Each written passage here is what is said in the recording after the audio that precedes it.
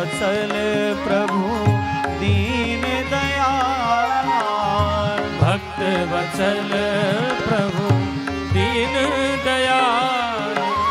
जय गो माता जय गोपाल, जय गो माता जय गोपाल। जय गो माता जय गोपाल, जय गो माता जय गोपाल। भक्त वत्सल प्रभु दीन दयाल, भक्त वत्सल प्रभु दीन दयाल। जय गो माता जय गोपाल, जय गो माता जय गोपाल। भक्त वत्सल प्रभु दीन दयाल, भक्त वत्सल प्रभु दीन दयाल। भक्त वत्सल प्रभु दीन दयाल, भक्त वत्सल प्रभु दीन दयाल। जय गो माता जय गोपाल, जय गो माता जय गोपाल। भक्त वत्सल प्रभु दीन दयाल, भक्त वत्सल प्रभु दीन दयाल।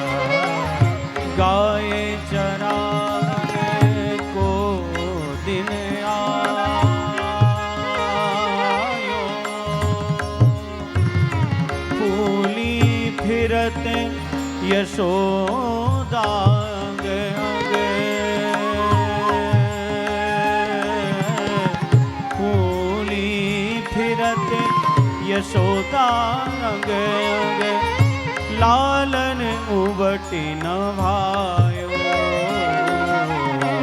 गाय चरावन को दिन आयो, गाय चरावन को दिन आयो।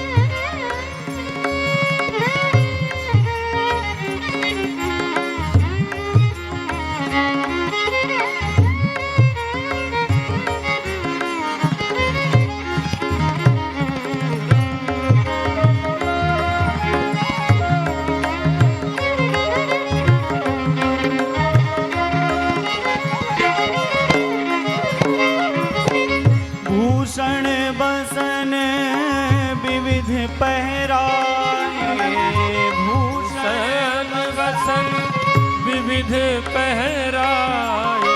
भूषण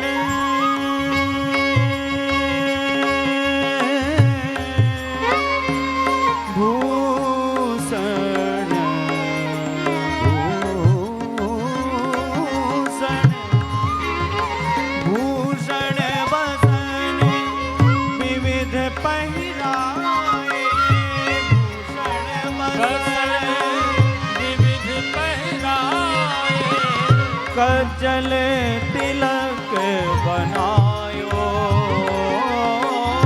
कज्जल तिलक बनायो। विप्र बुलाए वेद धुनि कीनी, विप्र बुलाए वेद धुन कीनी। विप्र बुलाए वेद धुनि कीनी, विप्र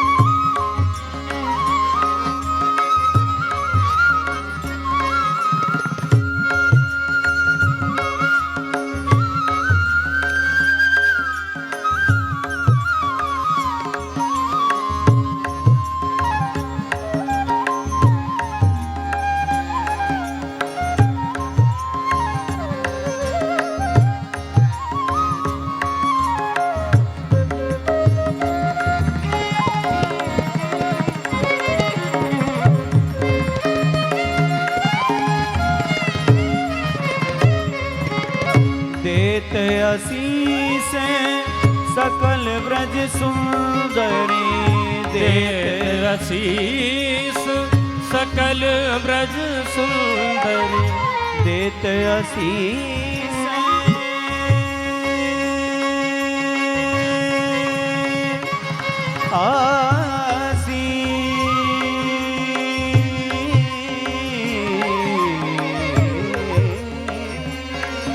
आशीष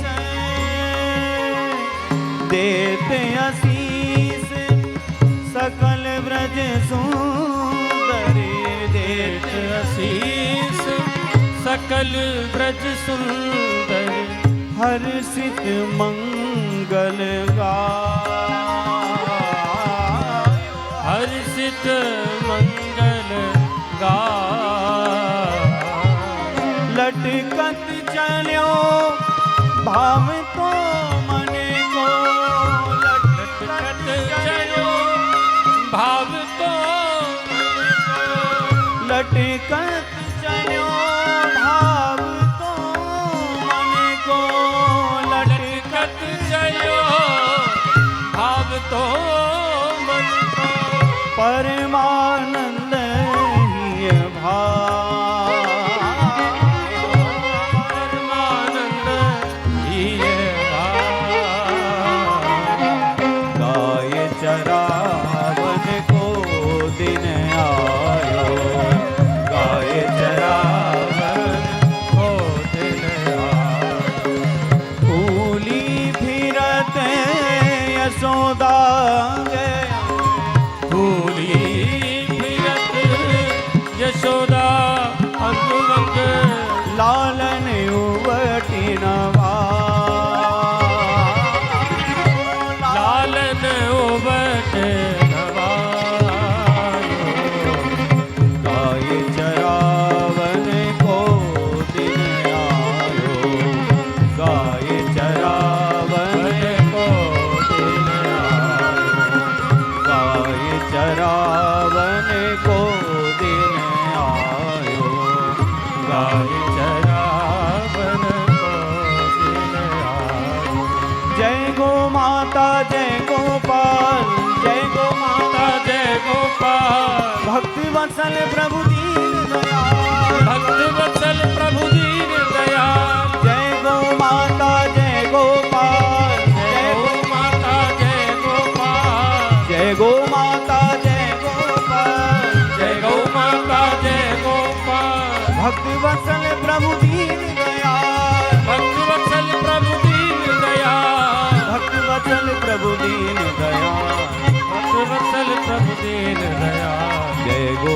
माता जय गोपाल जय गो माता जय गोपाल जय गो माता जय गोपाल जय गो माता जय गोपाल जय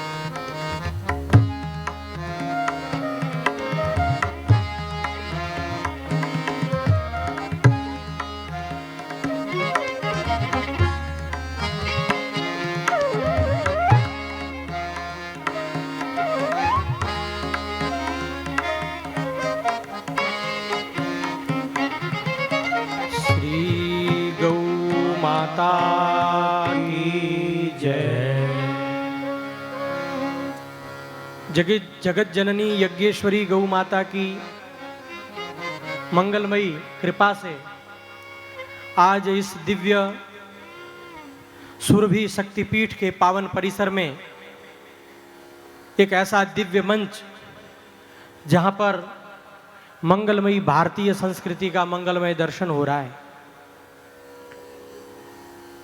जगत गुरु शंकराचार्य भगवान के मंगलमय आगमन की आप हम सब लोग प्रतीक्षा में हैं। गोवर्धन मठ जगन्नाथपुरी उड़ीसा से पूज्य आचार्य चरणों का मंगलमय आगमन हम लोगों के मध्य में होने वाला है। उससे पूर्व भी मैसूर से पूज्य महाराज जी पधारे, मणिनगर प्रमुख स्वामी जी महाराज पधारे, शदानी दरबार रायपुर छत्तीसगढ़ से श्री परम पूज्य श्री युधिष्ठिर लाल जी महाराज भी मंगलमय कृपा पूर्वक पधारे।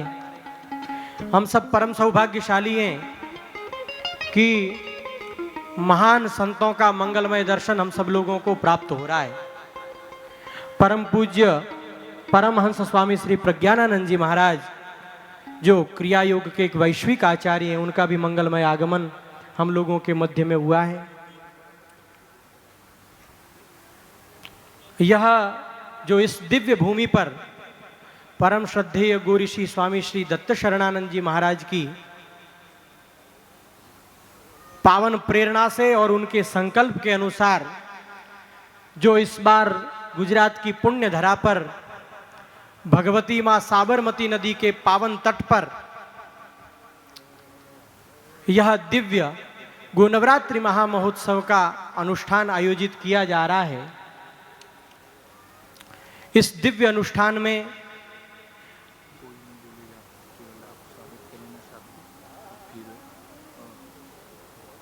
यजमानों को तो बुलाना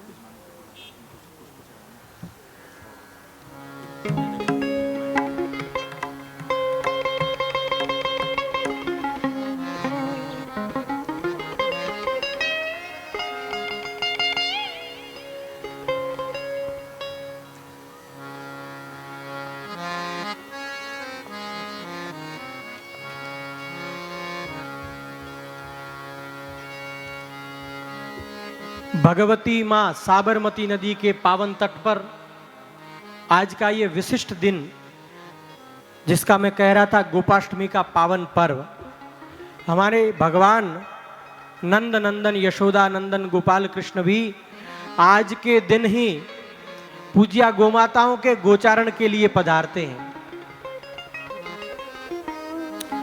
एक विशिष्टतम दिवस इस अवसर पर परम श्रद्धेय परम पूज्य पथमेड़ा महाराज जी ने यह दिव्य संकल्पना की कि इस साबरमती नदी के तट पर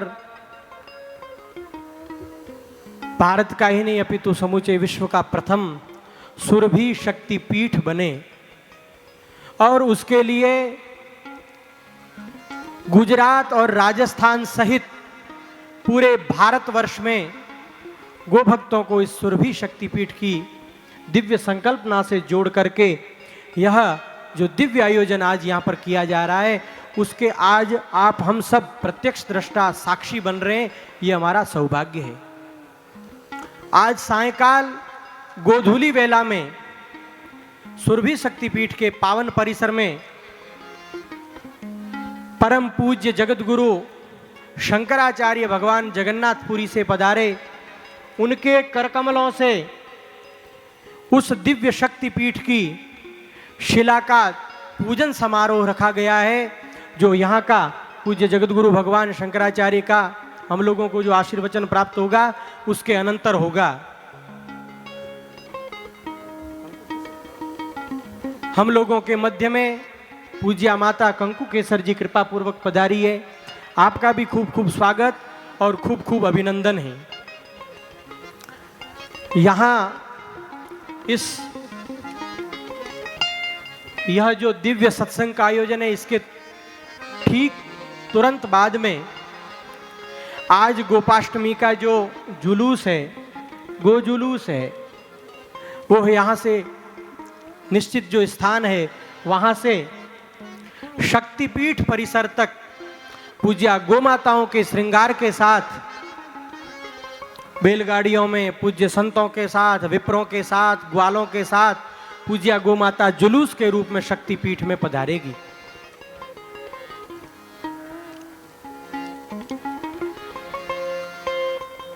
वहां पहुंचने के पश्चात जो आज का सुरभि शक्तिपीठ परिसर का शिला पूजन जो रखा है, वह प्रधान मनोरथी के करकमलों से पूज्य महाराज जी के सानिध्य में किया जाएगा। पूज्य पथमेड़ा वाले महाराज जी के मन में परिकल्पना थी कि इसी स्थल पर साबरमती नदी के तट पर पूज्य पथमेड़ा महाराज जी पधारे। हमारे यहाँ पर के एक वरिष्ठ गोभक्त हैं श्री चिमनलाल जी अग्रवाल, उनको महाराज जी ने बुलाया और कहा कि चिमन भाई, यहाँ पर कोई ऐसी जगह हो जहाँ पर साबरमती नदी के तट पर पूज्य गोमाता का मंदिर स्थापित हो सके।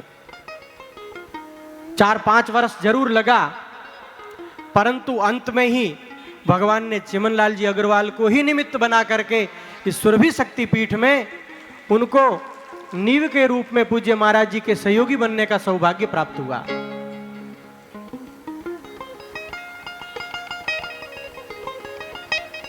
बोलिए शंकराचार्य भगवान की जय। सभी से निवेदन है, पूज्य जगत गुरु जी का मंगलमय आगमन हम लोगों के मध्य हो रहा है। सभी लोग उनकी मर्यादाओं का ध्यान रखते हुए अपने अपने स्थान पर खड़े होकर के उनका अभिवादन करेंगे। सीतासरम।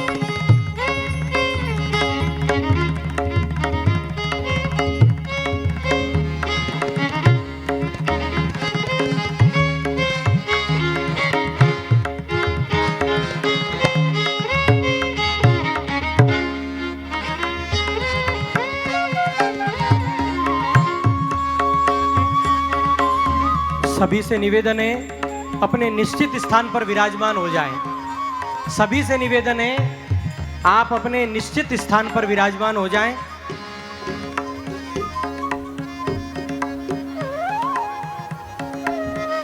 भैया खड़े कोई नहीं रहेंगे, आगे जो लोग खड़े हैं आप सबसे निवेदन है अपने निश्चित स्थान पर विराजमान हो जाएं। मैं जिनका नाम उच्चारित करूंगा कि वे ऊपर पधार करके पूज्य महाराज जी के चरणों में प्रणाम और पुष्प अर्पित करके मंच के दाईं ओर से चढ़ेंगे और बाईं ओर से नीचे उतरेंगे। पूज्य मुकुंद जी महाराज, मुकुंद प्रकाश जी महाराज,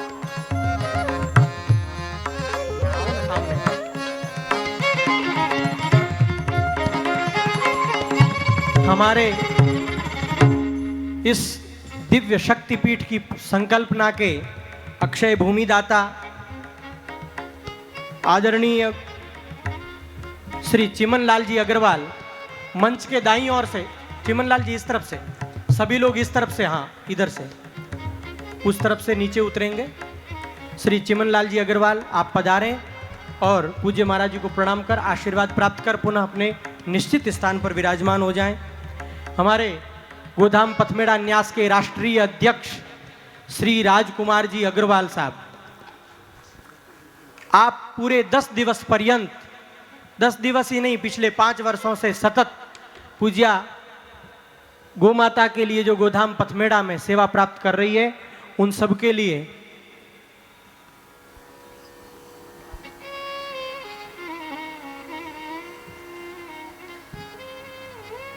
श्री राजकुमार जी अग्रवाल साहब, श्री सुभाष चंद्र राम प्रसाद जी जोड़ीवाल,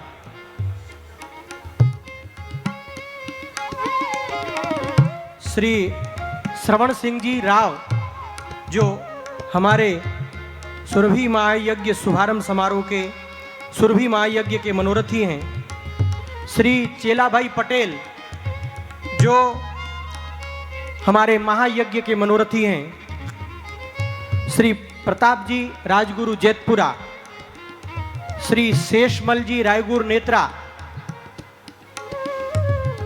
मंच के दाईं ओर से पधारते हुए बाईं ओर से नीचे उतरेंगे। श्री सुमित्र कुमार शाह, श्री सुमित्र कुमार शाह, श्री किरण जी सरदारा जी राजगुरु घासेड़ी, श्री त्रिवेणी देवी सांवरमल जी पोद्दार, देवाराम जी जागरवाल, श्री खंगार जी प्रभु जी रायगुरु खिरोड़ी, श्री मंच के दाईं ओर से जिनका नाम ले रहा हूं वे ऊपर पधारें और आशीर्वाद प्राप्त करें। श्री दानाराम जी जीवाराम जी चौधरी, श्री महेंद्र जी राजगुरु घासेड़ी, श्री केपी डेवलपर्स केवल जी प्रवीण जी, श्री गोपी राम जी गुप्ता, श्री सत्यनारायण जी जागरवाल, राजकुमार जी एवं प्रदीप जी अग्रवाल, मदन लाल जी हनुमान दास जी अग्रवाल, किशन लाल जी जोड़ीवाल, गोभक्त श्रीमान श्री डूंगर सिंह जी रणजीत सिंह जी राजगुरु, गोभक्त श्रीमान श्री जबरा जी मोड़ा जी कालेटी, आप इस उत्सव के प्रधान मनोरथी हैं सब, आप पधारें और पूज्य जगत गुरु जी को प्रणाम कर आशीर्वाद प्राप्त करें।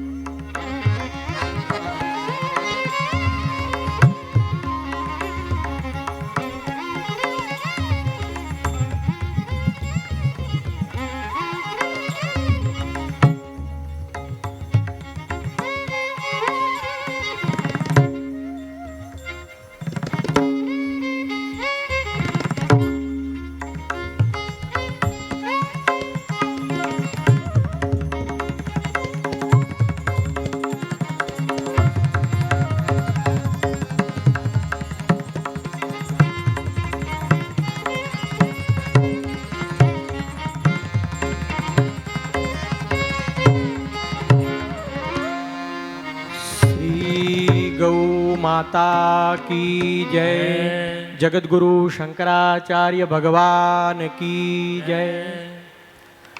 अब कोई भी विक्षेप न करते हुए बिना बाधा के जगत गुरु शंकराचार्य भगवान के युगल चरणों में प्रार्थना पूर्वक समस्त गोभक्तों की ओर से निवेदन कि हम सब लोगों को अपने मंगलमय आशीर्वचन से, मंगलमय मार्गदर्शन से हम सब लोगों को कृपा प्रसाद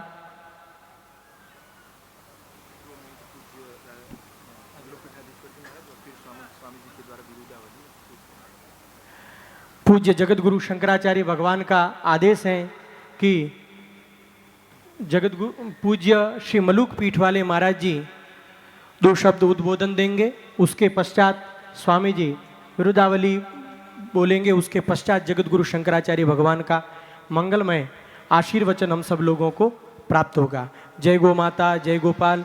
कोई भी कार्यकर्ता खड़े नहीं रहेंगे, साइडों में जो खड़े हैं वो सब भी लोग बैठ जाएंगे।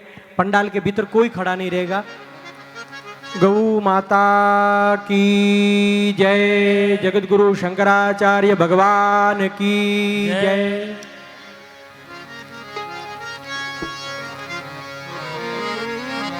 हरि ओम तत्सत्।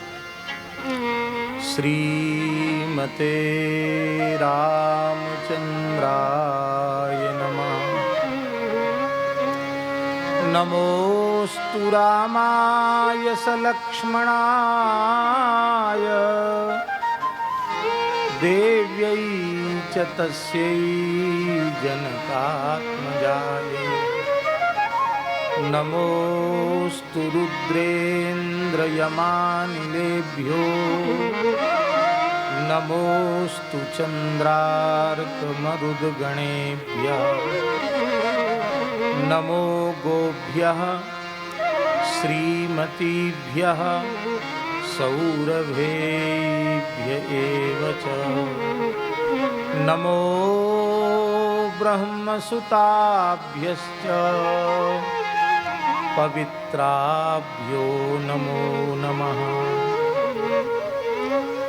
यया व्याप्तमिदं सर्वं जगत्स्थावरजङ्गमं तां धेनुं शिरसा वन्दे भूतभव्यस्य मातरम्।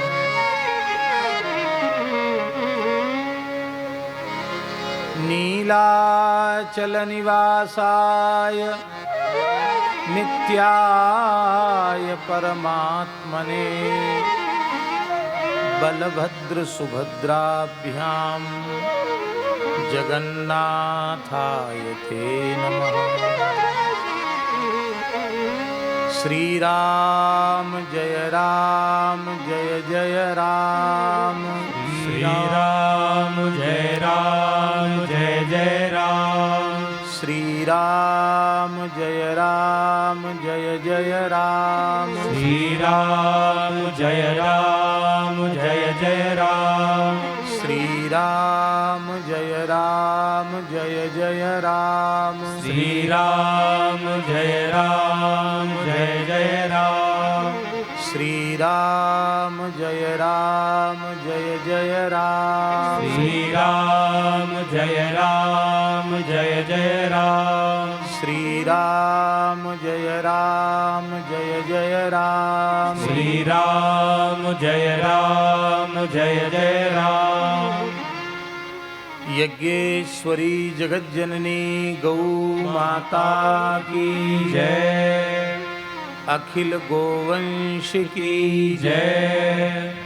श्री जगन्नाथ महाप्रभु की जय।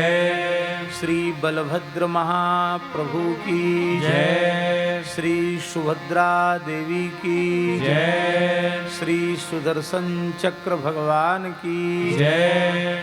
श्री गोवर्धन पीठ की जय। जगत गुरु श्रीमदाद्य शंकराचार्य भगवान की जय। परम पूज्य प्रातः स्मरणीय श्री जगत गुरु भगवान की जय।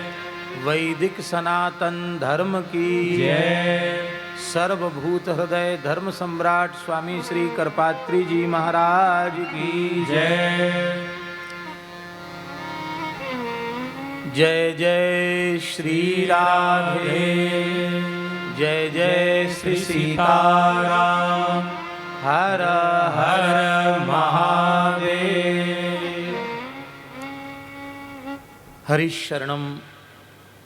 अनंत कोटि ब्रह्मांड नायक सर्वेश्वर परात्पर परब्रह्म असंख्येय दिव्यानंत कल्याण गुणगण निलय निखिल हेय प्रत्यनीक भक्त वांछा कल्पतरु भक्तवत्सल शरणागत वत्सल श्री जगन्नाथ महाप्रभु एवं उनकी आराध्या उपास्या सर्वदेवमयी सर्ववेदमयी सर्वतीर्थमयी पूज्या वेदलक्षणा गोमाता एवं उनके समग्र वंश के चरणों में सादर साष्टांग प्रणिपात पूर्वक श्री जगन्नाथ भगवान के ही स्वरूप शिवावतार भगवान शंकराचार्य के ही स्वरूप परम गो उपासक गोभक्त पूज्य जगतगुरु शंकराचार्य भगवान के श्री युगल पादारविंद में हम साष्टांग प्रणाम निवेदित करते हुए पूज्य दंडी स्वामी श्री निर्विकल्पानंद सरस्वती जी को भी दंडवत प्रणाम करते हैं एवं मैसूर से पधारे पूज्य दंडी स्वामी जी को भी हम सादर सप्रेम सभक्ति पूर्वक दंडवत प्रणाम करते हैं। हमारे अत्यंत निकट विराजमान श्री जगन्नाथपुरी हरिहरानंद गुरुकुलम के अधिष्ठाता परमहंस स्वामी श्री प्रज्ञानानंद जी महाराज, स्वामी नारायण परंपरा से समागत पूज्य संत, सन्मुख विराजमान पूज्य संत महानुभाव, रायपुर से पधारे संत जी, हमारे पूज्य श्री ब्रह्मचारी जी महाराज, सभी को, सभी ब्राह्मणों को, सभी पूज्य संतों को भगवत भाव से यथा योग्य प्रणाम निवेदित करते हुए आज हम अत्यंत आह्लाद का अनुभव कर रहे हैं। जो गोपाष्टमी की इस पवित्र पुण्यमयी तिथि पर पूज्य जगतगुरु शंकराचार्य भगवान का मंगलमय दर्शन उनके अत्यंत निकट बैठकर हम लोग प्राप्त कर रहे हैं। और अधिक हर्ष की सौभाग्य की बात है कि इस भारतवर्ष का प्रथम सुरभि शक्तिपीठ का भूमि पूजन पूज्य जगतगुरु भगवान के करकमलों से संपन्न होने जा रहा है। निश्चित ही जैसा हमारे विट्ठल जी ने कहा, चिमन लाल जी बड़े भाग्यशाली हैं जिनकी भूमि इस पवित्र कार्य में उसका विनियोग हो रहा है। दास ने पहले भी कथा के क्रम में स्मरण किया था कि हमारे वैदिक सनातन धर्म की श्री गोवर्धन पीठ एकमात्र ऐसी पीठ अब हम लोगों को दिखाई पड़ती है जहाँ वैदिक सनातन धर्म का संरक्षण उसी पद्धति से हो रहा है जिस पद्धति को हृदय से धर्म सम्राट सर्वभूत हृदय स्वामी श्री कृपात्री जी महाराज स्वीकार करते थे, जिसमें किसी का दबाव नहीं, किसी के प्रति पक्षपात नहीं, अमुक रूठ जाएंगे अमुक रूठ जाएंगे इसका कोई प्रयोजन नहीं। धर्मशास्त्र की बात, आर्ष सिद्धांत की बात, नित्य सिद्ध अनाद्य पौरुषेय भगवान वेद के सिद्धांत की बात ज्यों की त्यों प्रस्तुत की जाती है। ये हम सबका परम सौभाग्य है।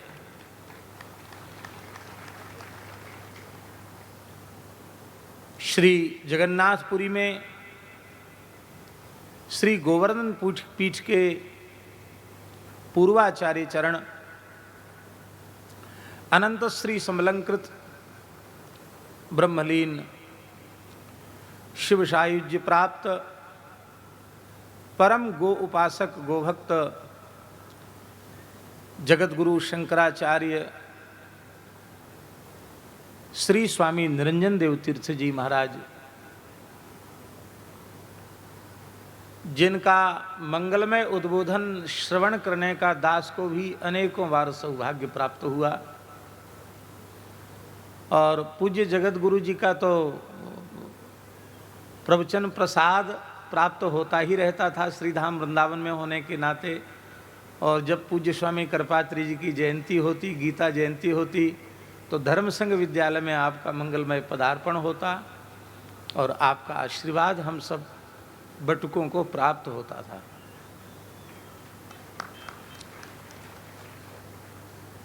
दीर्घकालिक अनशन व्रत उपवास लगभग 72 दिन का कठोर उपवास गोरक्षा का पवित्र संकल्प लेकर के ही उन्होंने किया और यह निश्चय किया कि जब तक धर्म प्राण भारतवर्ष की धरा पर गोवध हो रहा है, गोवंश पीड़ित है, तब तक हम छड़ी छत्र सिंहासन चमर आदि जो एक पीठ की पद की मर्यादा के अनुरूप जो है उसको हम तब तक स्वीकार नहीं करेंगे। और उन्होंने उसका निर्वहन किया। पूज्य जगत गुरु जी भी उसी का निर्वहन कर रहे हैं। हम तो आज गोपाष्टमी की पवित्र तिथि पर यही प्रार्थना भगवान के चरणों में करते हैं कि भारतवर्ष में शीघ्रातिशीघ्र वह अवसर आवे जो आसेतु हिमालय पर्यंत गोवध पर पूर्ण प्रतिबंध हो, गोवंश संरक्षण संवर्धन की एक व्यवस्थित राष्ट्रीय योजना निर्मित हो और हम पुनः पूज्य जगत गुरु जी को छड़ी छत्र सिंहासन चमर से युक्त उनके मंगलमय दर्शन को करके हम कृतकृत्यता का अनुभव करें, कृतार्थता का अनुभव करें। बहुत अधिक कुछ कहने की आवश्यकता नहीं है। अयंतु युग धर्मो ही वर्तते कश्य दूषणम अतस्तु पुंडरीकाक्षः सहते निकटे स्थितः। जहाँ से हम मर्यादा का पाठ पढ़ते हैं, सीखते हैं, अब उन स्थलों पर भी वैदिक सनातन मर्यादा का अतिक्रमण होना आरंभ हो गया है। ऐसी स्थिति में जो सनातन धर्मावलंबी हैं और यत्किंचित ग्रंथ की गुरु की कृपा जिन्हें प्राप्त है, वे निश्चित ही अपने हृदय से अत्यंत व्यथित हैं। लेकिन ऐसे विकट समय में परम पूज्य श्री जगत गुरु जी महाराज की जो सुदृढ़ सिद्धांत निष्ठा है, वह सब हम सब सनातन धर्मावलंबियों के लिए एक आश्रय तो है ही, साथ ही साथ हम सब आशान्वित हैं कि आपका चरणाश्रय प्राप्त करते हुए आपके पवित्र मार्गदर्शन में हम लोग अवश्य वर्णाश्रम स्वरूप जो वैदिक सनातन धर्म है उसकी सेवा में अपने आप को समर्पित करके कुछ कार्य कर सकेंगे आपके पवित्र मार्गदर्शन में। निश्चित ही हम लोग बालक हैं, अज्ञानी हैं और बार बार भूल और अपराध होते रहते हैं, पर हम पूज्य जगत गुरु जी भगवान के चरणों में बार बार साष्टांग प्रणति पुरस्सर प्रार्थना करते हैं कि वे इस बालक के किसी भी अपराध को क्षमा करें, अपने वात्सल्य और अपने अनुग्रह की वर्षा सतत करते रहें। और आप तो सर्वविध हमारे अभिभावक, संरक्षक, मार्गदर्शक, आचार्य चरण हैं। आपको डांटने, फटकारने, दंडित करने का सब अधिकार आपको प्राप्त है। हम अपने आप को सौभाग्यशाली समझते हैं कि इस वर्तमान समय में ऐसी दिव्याति दिव्य पवित्रात्मा भगवत स्वरूप विभूति का दर्शन हम लोग कर पा रहे हैं। ये निश्चित हम सबका परम सौभाग्य है। वर्तमान समय में एक बात जो लोग अपने को पढ़ा लिखा समझते हैं उन लोगों के बीच में व्याप्त है।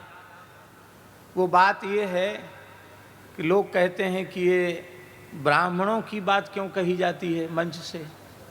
हमारे लिए तो बहुत ज़्यादा शिकायत है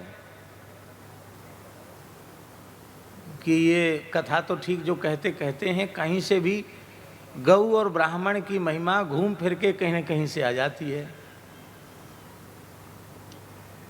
और ये भी लोग कहने लग जाते हैं कि राष्ट्र की रक्षा की बात करनी चाहिए। ये खाली गौ और ब्राह्मण इनकी बात कहते हैं, ये समझ में नहीं आती। राष्ट्र रहेगा तो उसमें सब सुरक्षित होंगे। लेकिन हम अत्यंत विनम्रता पूर्वक इस बात को निवेदन कर रहे हैं, हम सबके परम परम आदर्श विग्रहवान धर्म भगवान श्री राम अपने शिक्षा गुरु महर्षि विश्वामित्र जी से कह रहे हैं कि हे भगवान, हे गुरु, बहुत सुंदर श्लोक है श्रीमद् वाल्मीकि का। गो ब्राह्मण हितार्थाय देशस्य च हिताय च तव चैवा प्रमेयस्य वचनं कर्तुमुद्यतः। अब हम राम जी से अधिक बुद्धिमान तो नहीं हैं। नहीं, राम जी को कहना चाहिए था सबसे पहले देश, इसके बाद और कुछ कहते। लेकिन सबसे पहले उन्होंने गाय का स्मरण किया, फिर ब्राह्मण का स्मरण किया, इसके बाद राष्ट्र का स्मरण किया। गौ और ब्राह्मण सुखी हैं जिस राष्ट्र में, वही राष्ट्र कहलाने के योग्य है, वही देश कहलाने के योग्य नहीं है। महाभारत में भगवान व्यास ने स्पष्ट कहा है कि गौ और ब्राह्मण का कुल एक ही है, किंतु व्यवस्था की दृष्टि से उसके विभाग कर दिए गए। एक में हव्य कव्य की प्रतिष्ठा कर दी तो दूसरे में वेद की प्रतिष्ठा कर दी, षडंग वेद की प्रतिष्ठा कर दी। और इन दोनों के हित से संपूर्ण मानव जाति का ही हित नहीं होगा, संपूर्ण प्रकृति का हित होगा, संपूर्ण ब्रह्मांड का हित होगा। व्यष्टि समष्टि कोई ऐसा नहीं रह जाएगा जिसका अशुभ कल्याण हो, सबका हित हो जाएगा। इसीलिए भगवान अनुग्रह पूर्वक संतों के हृदय में ये पीड़ा उत्पन्न करते हैं। हमारे पूज्य श्री पथमेड़ा महाराज जी अभी लंपी के कारण बहुत गोवंश काल कबलित हुआ और बहुत बड़ी संख्या में, कम से कम 15 लाख के करीब गाय काल कबलित हुई। और दुख की बात तो ये है कि इस लंपी नामक असुर का प्रकोप सर्वाधिक उन्हीं के उसी क्षेत्र में हुआ जहाँ भारतवर्ष की सर्वोत्कृष्ट की दूध की गाय थी, वेद लक्षणा भारतीय गाय थी। और बड़े समूह जहाँ गौशालाओं में, वहाँ नहीं हुआ। जो गोपालक थे, जिनकी वृत्ति ही गोपालन करके चल रही थी, उनकी गायें असमय में भी खूब हृष्ट पुष्ट दुधारू गाय वे काल कवलित हुई। महाराज बहुत व्यथित हुए, भिक्षा लेना भी बंद कर दिया, अन्न जल त्याग दिया। दास ने बहुत प्रार्थना की तो जैसे तैसे, लेकिन आज भी ज्वराक्रांत हैं, खूब तेज बुखार है और निरंतर इसी व्यथा में, इसी पीड़ा में है। आज यत्किंचित गोवंश की सेवा की सद्भावना जो लोगों के मन में आ रही है, उसके मूल में हमारे प्राचीन काल के पूर्व ऋषि मुनि महर्षि आचार्यों का पवित्र संकल्प तो है ही। इस युग में गोरक्षा के लिए सबसे पहले विगुल जिन्होंने बजाया, ऐसे पूज्य स्वामी श्री कृपात्री जी महाराज का पवित्र संकल्प और उनके सहयोगी अनेक संत महापुरुषों का जो संकल्प है, दास के मन में ऐसा आता है कि उन महत्पुरुषों का जो संकल्प है वो संकल्प ही आज इस रूप में कार्य कर रहा है। पूज्य स्वामी श्री दत्त शरणानंद जी महाराज वे हृदय से गाय के लिए समर्पित हैं और उनकी प्रत्येक श्वास प्रश्वास गाय के लिए ही है। हम लोग भी भाग्यशाली अपने को समझते हैं कि इस युग में हमें ऐसे महान गोभक्त संत का सानिध्य और मार्गदर्शन मिल रहा है। जितना देर हम बोलेंगे उतनी देर घाटा हम सब लोगों का ही होने वाला है, इसलिए हम अधिक न बोलते हुए पुनः पुनः सभी पूज्य संतों की ओर से श्री हमारे राधा कृष्ण व्यास जी कहाँ चले गए हैं, नहीं गए, राधा कृष्ण जी गोवत्स जी की ओर से हमारे श्री निम्बार्क संप्रदाय की पवित्र परंपरा के द्वाराचार्य पूज्य श्री बाहुबल पीठाधीश्वर जी की ओर से और मंचस्थ सभी पूज्य संतों की ओर से, सन्मुख विराजमान संतों की ओर से और आप सब गोभक्तों की ओर से पूज्य जगतगुरु जी के युगल चरणों में पुनः पुनः साष्टांग प्रणाम करते हुए हमारे राजस्थान गो सेवा समिति के अध्यक्ष बुद्ध देव मढ़ी के श्री महंत श्री दिनेश गिरी जी जो उधर कूलर के पास ही चुपचाप बैठे हैं, उनकी ओर से भी हम जगत गुरु जी के चरणों में प्रणाम निवेदित करते हैं और पुनः पुनः प्रार्थना करते हैं कि आप अपना मंगलमय आशीर्वाद हम सबको प्रदान करें। नारायण नारायण नारायण। गौ माता की जय। जगत गुरु शंकराचार्य भगवान के मंगलमय आशीर्वाद से पूर्व आप हम सब लोग उन्हीं के द्वारा रचित हिंदू राष्ट्रगीत जो पूज्य जगत गुरु शंकराचार्य भगवान द्वारा विरचित है उसका श्रवण करेंगे। उसके पश्चात स्वामी जी से विरुदावली श्रवण कर पूज्य जगत गुरु भगवान का आशीर्वाद प्राप्त करेंगे।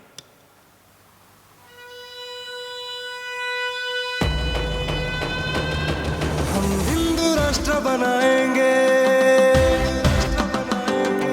हम हिंदू राष्ट्र बनाएंगे, हिंदू सर से मानसर तक भारत भव्य बनाएंगे, भारत दिव्य बनाएंगे। हम हिंदू राष्ट्र बनाएंगे, हिंदू राष्ट्र बनाएंगे, हम हिंदू राष्ट्र बनाएंगे, हिंदू राष्ट्र बनाएंगे। गंग वंग और वर्म सिंधु तक भारत भव्य बनाएंगे, भारत दिव्य बनाएंगे। हम हिंदू राष्ट्र बनाएंगे, हिंदू राष्ट्र बनाएंगे, हम हिंदू राष्ट्र बनाएंगे, हिंदू राष्ट्र बनाएंगे। स्वस्तिक चित्रित सूर्य अंकित केसरिया ध्वज लहराएंगे। हम हिंदू, हम हिंदू, हम हिंदू, हम हिंदू राष्ट्र बनाएंगे, हम हिंदू राष्ट्र बनाएंगे, हम हिंदू राष्ट्र बनाएंगे, हम हिंदू राष्ट्र बनाएंगे।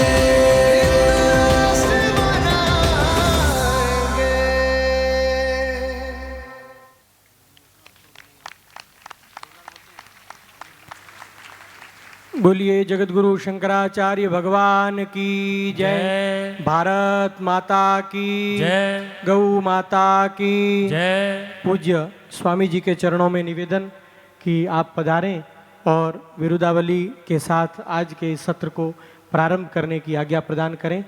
जय गौ माता, जय गोपाल।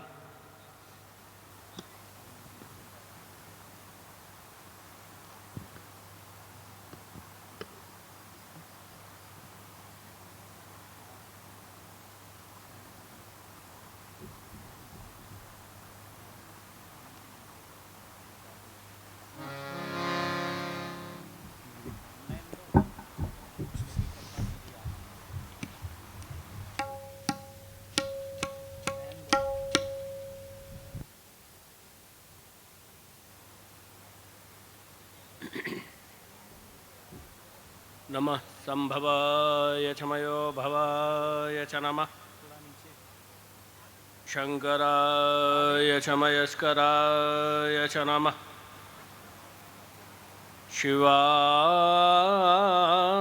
च शिवतराय च नारायण महाविष्णु श्रीधरानंत केशव वासुदेव जगन्नाथ ऋषिकेश नमो नमः त्वय्यात्मनि जगन्नाथे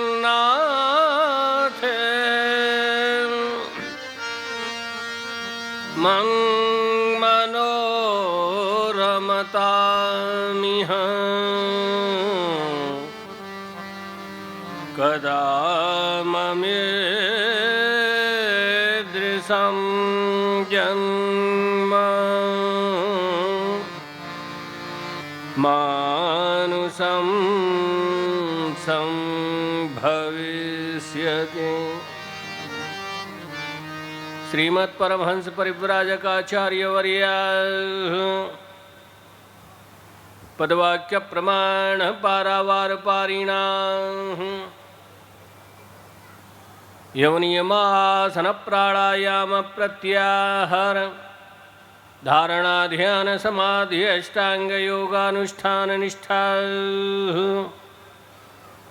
तपश्चर्या चरण चक्रवर्तिन अनाद्य विच्छिन्न गुरु परंपरा प्राप्त वैदिक धर्म प्रचार परायण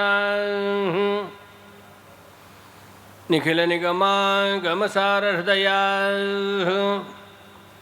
सर्वतंत्र स्वतंत्र परापर विद्या विद्योदितांतःकरण सन्मत स्थापनाचार्य वर्णाश्रम सदाचार शिक्षका श्रीमत्सुधनु साम्राज्य प्रतिष्ठापनाचार्य श्रीमन्महाराजाधिराज गुरुमंडलाचार्य शाश्वत सार्वभौम विश्वजनीन सनातन धर्म संरक्षण बद्ध परिकरा समस्त संप्रदाय समन्वय साधन दत्तचित्ता विविध विरुदा बलिविराजमान मानोन्नता महोदधितीरवासिनः श्रीमज्जगन्नाथविमलाम्बोपासका पूर्वाम्नाय श्रीगोवर्धनमठ भोगवर्धन पीठाधीश्वरा श्रीमदराजराजेश्वर श्री शंकराचार्य श्रीनिरंजन देव तीर्थ स्वामी वर्य चरण कमल भृंगायमाना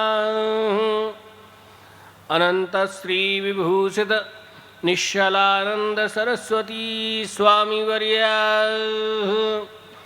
विजयन्ते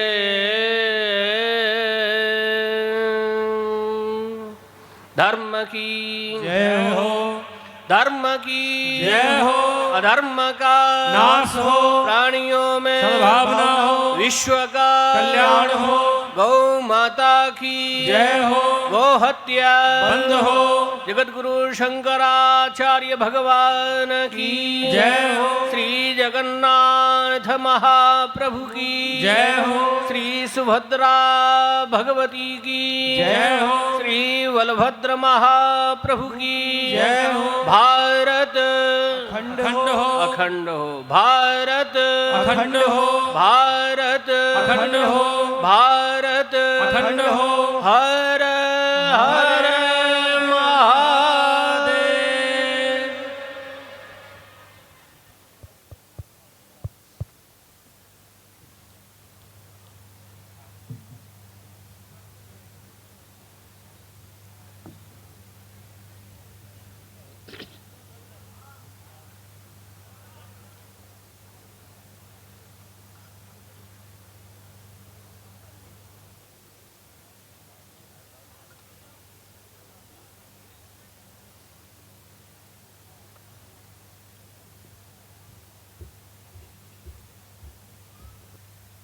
क्षमापिते च मधुरं मधुरं स्वरूपं कर्मापिते च मधुरं मधुरा स्मृतिश्च बुद्धिं प्रबोधय प्रभो मधुबोधशक्तिं विद्यां प्रयच्छ परमां परिभावयामि कोमलं कूजयन् वेणुं श्यामलोऽयं कुमारकः वेदवेद्यं परं ब्रह्म भासतां हृदये मम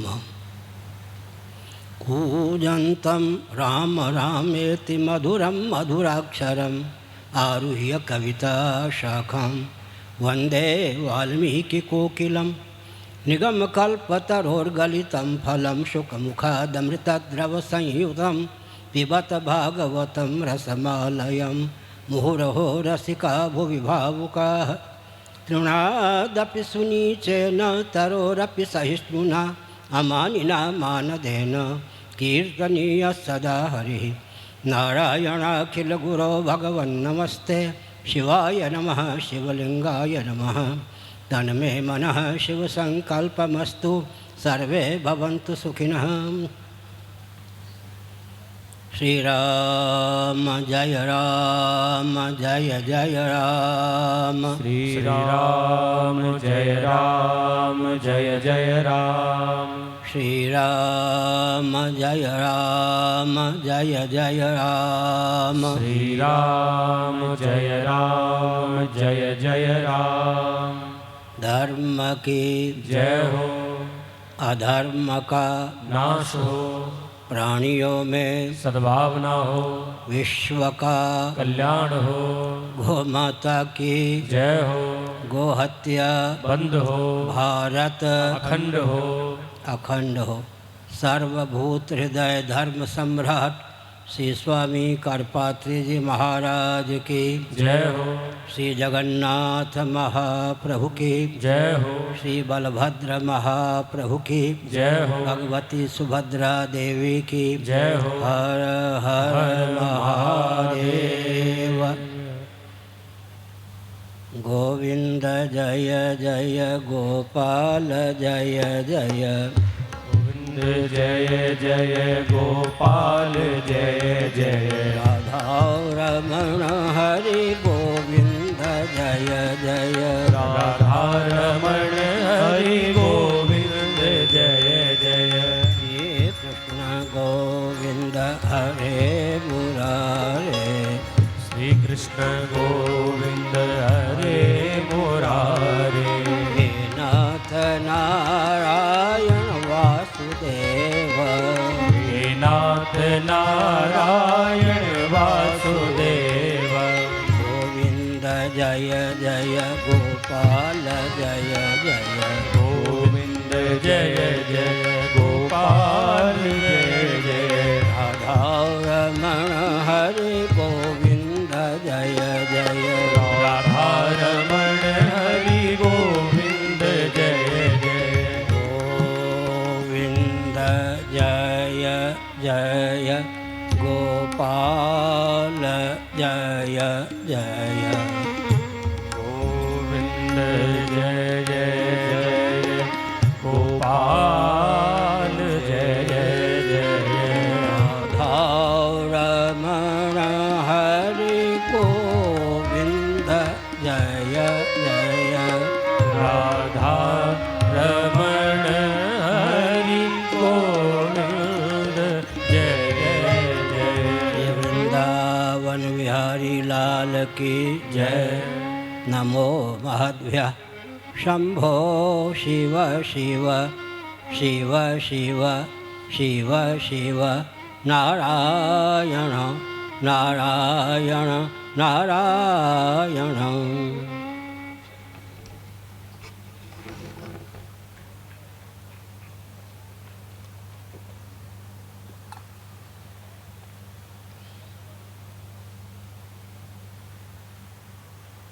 समुपस्थित समादरणीय संत वृंद, विद्वद वृंद, भक्त वृंद एवं भक्तिमती मातृशक्ति, आपके अपनत्व की सराहना है, आपकी आस्था की सराहना है। जिन यशस्वी महानुभाव ने इस पवित्र कार्यक्रम का समायोजन किया है उनका अभिनंदन है। उनके सहयोगियों को भगवान श्री कृष्णचंद्र परमानंद कंस सुधासिंह मदन मोहन की ओर से परिपूर्ण आशीर्वाद प्राप्त है। स्कंद पुराण में एक ही श्लोक 2 स्थलों पर प्रयुक्त हुआ है, माहेश्वर कुमारिका खंड के दूसरे अध्याय में और काशी खंड के दूसरे अध्याय में। गोभिर्विप्रैश्च वेदैश्च सतीभिः सत्यवादिभिः अलुब्धैर्दानशीलैश्च सप्तभिः धार्यते मही। पृथ्वी के धारक 7 तत्व हैं। उनमें सर्वप्रथम गोवंश का उल्लेख किया गया है। विप्रैश्च सदाचार संयम संपन्न वेदज्ञ ब्राह्मण का उल्लेख तदनंतर किया गया है। वेदैश्च ऋगादि वेदों का उल्लेख किया गया है। सती सत्यवादी दानशील और निर्लोभ व्यक्तियों का भी उल्लेख किया गया है। ये पृथ्वी के धारक तत्व हैं। प्रामाणिक रीति से विचार करने पर वर्तमान परिप्रेक्ष्य में जिस ढंग से विकास को परिभाषित और क्रियान्वित करने का प्रकल्प चल रहा है, 7 विकृत और विलुप्त होने के कगार पर पहुंच गए।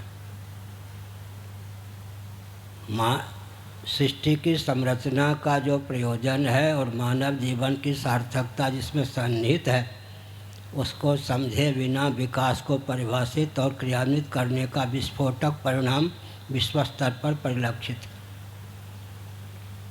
श्रीमद् भागवत के 10वें स्कंध के वेदस्तुति नामक अध्याय का 2वां श्लोक है।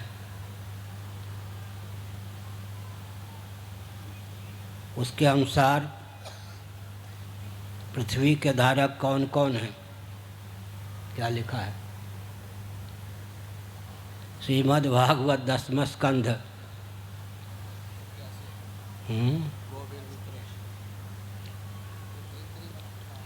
बुद्धीन्द्रिय मन प्राणान जनानाम असजत प्रभु मात्रार्थम च भवार्थम च आत्मने कल्पनायत। श्रीधरी टीका के अनुसार मात्रार्थम च भवार्थम च आत्मने कल्पनायत का अर्थ होता है अर्थ काम धर्म और मोक्ष संयक पुरुषार्थ चतुष्टय की सिद्धि हो सके, इस भावना से भावित होकर सच्चिदानंद स्वरूप सर्वेश्वर ने महासर के प्रारंभ में अकृतार्थ प्राणियों को कृतार्थता का अवसर प्रदान करने की भावना से उन्हें देहेंद्रीय प्राणांतकरण से युक्त जीवन प्रदान किया, पुरुषार्थ चतुष्टय की सिद्धि हो सके। पुरुषार्थ चतुष्टय को 2 ही शब्दों में ख्यापित करना हो तो वैशेषिक दर्शन का दूसरा सूत्र देखें, या तो अभ्युदय निश्चय सिद्धि सधर्म, जिससे अभ्युदय और निश्चय की सिद्धि हो उसका नाम धर्म है। फलबल कल्प्य धर्म का स्वरूप है यह। अभ्युदय का अर्थ होता है लौकिक पारलौकिक उत्कर्ष, निश्चयस का अर्थ होता है परमात्म तत्व की स्फूर्ति। मुक्तिर्हित्वान यथा रूपं स्वरूपेण व्यवस्थिति ही अनात्म वस्तुओं के अनुरूप आत्ममान्यता का त्याग कर आत्मानुरूप आत्मस्थिति का नाम मुक्ति है। मुक्ति की सार्वभौम परिभाषा है, चार्वाक दर्शन से लेकर वेदांत दर्शन तक क्रियान्वित है। जिस विचारक के मत में जो अनात्मा है उसे विविक्त आत्मस्वरूप का परिज्ञान मोक्ष में हेतु है। मुक्तिर्हित्वान यथा रूपम स्वरूपेण व्यवस्थिति ही हमने संकेत किया जन्म और मृत्यु की अनादि अजस्र परंपरा का आत्यंतिक उच्छेद मानव जीवन की सार्थकता का द्योतक है। यही तैर्जिता सर्गो ये साम्य स्थितम मनः निर्दोषम समम ब्रह्म तस्मात् ब्रह्मण ते स्थिताः।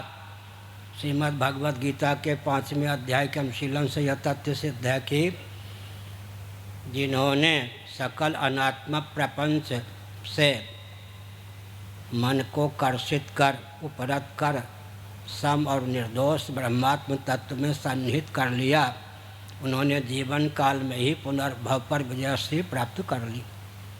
अर्थापत्ति प्रमाण की दृष्टि से विचार करें तो जगत का स्वरूप भगवान ने अंकित कर दिया। जो कुछ अनात्म प्रपंच है सदोष विषम है।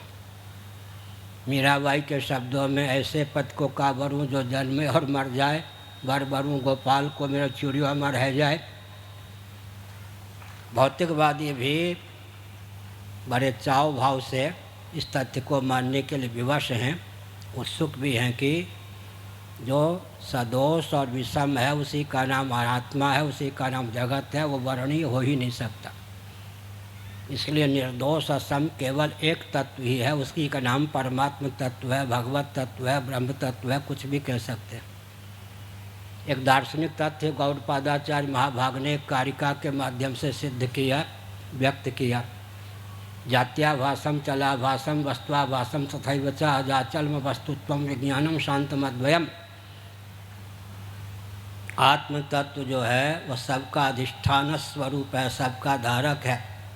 जन्मशीलों के मूल में जन्मशील को स्वीकार करेंगे तो अन्योन्याश्रय दोष की प्राप्ति, आत्माश्रय दोष की प्राप्ति, अन्योन्याश्रय दोष की प्राप्ति, चक्रक दोष की प्राप्ति, अनवस्था दोष की प्राप्ति होगी। क्रिया के मूल में क्रिया को स्वीकार नहीं कर सकते, गुण के मूल में गुण को स्वीकार नहीं कर सकते। इसलिए अज अनादि लोक महेश्वर सच्चिदानंद तत्व ही जगत का परमाश्रय सिद्ध होता है। सृष्टि और समृद्धि का एक सिद्धांत है, सन्निकट सविशेष की क्रमशः अभिव्यक्ति का नाम सृष्टि है, सन्निकट निर्विशेष की अभिव्यक्ति का नाम है प्रलय। तस्माद्वै तस्मादात्मन आकाशा संभूतः।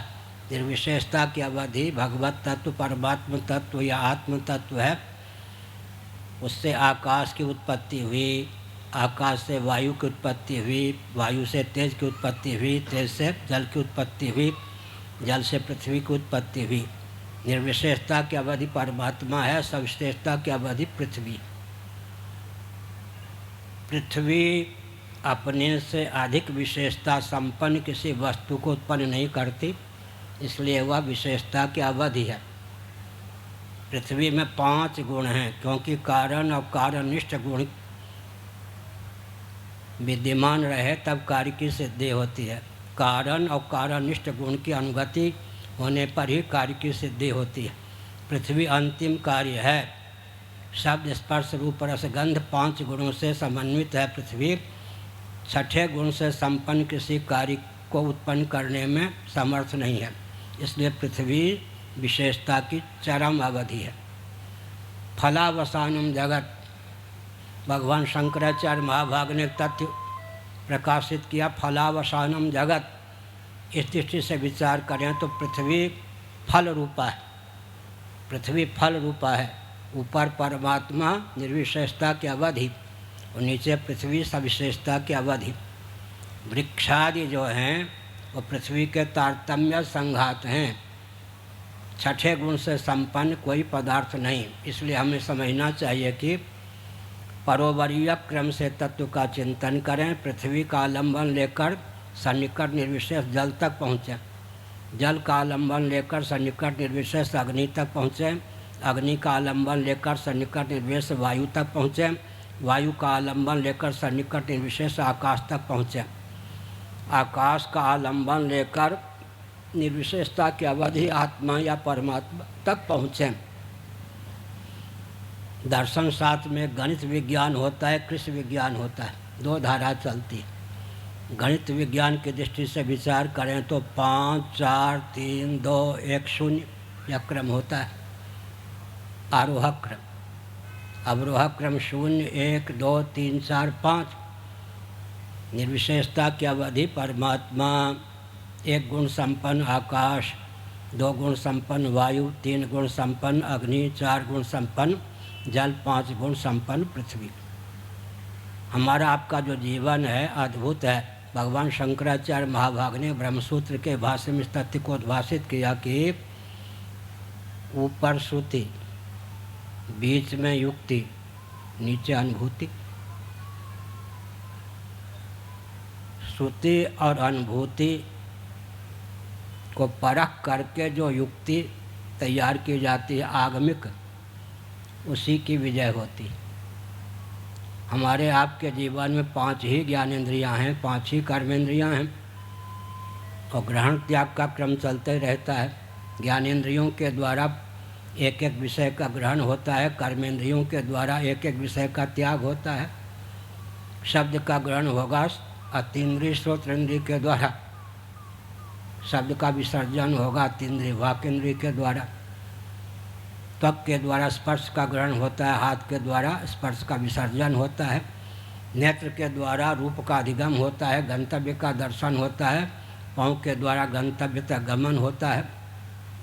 रसनेन्द्रिय के द्वारा रस का अधिगम होता है। जननेन्द्रिय मूत्रेंद्रिय के द्वारा रस का विसर्जन होता है।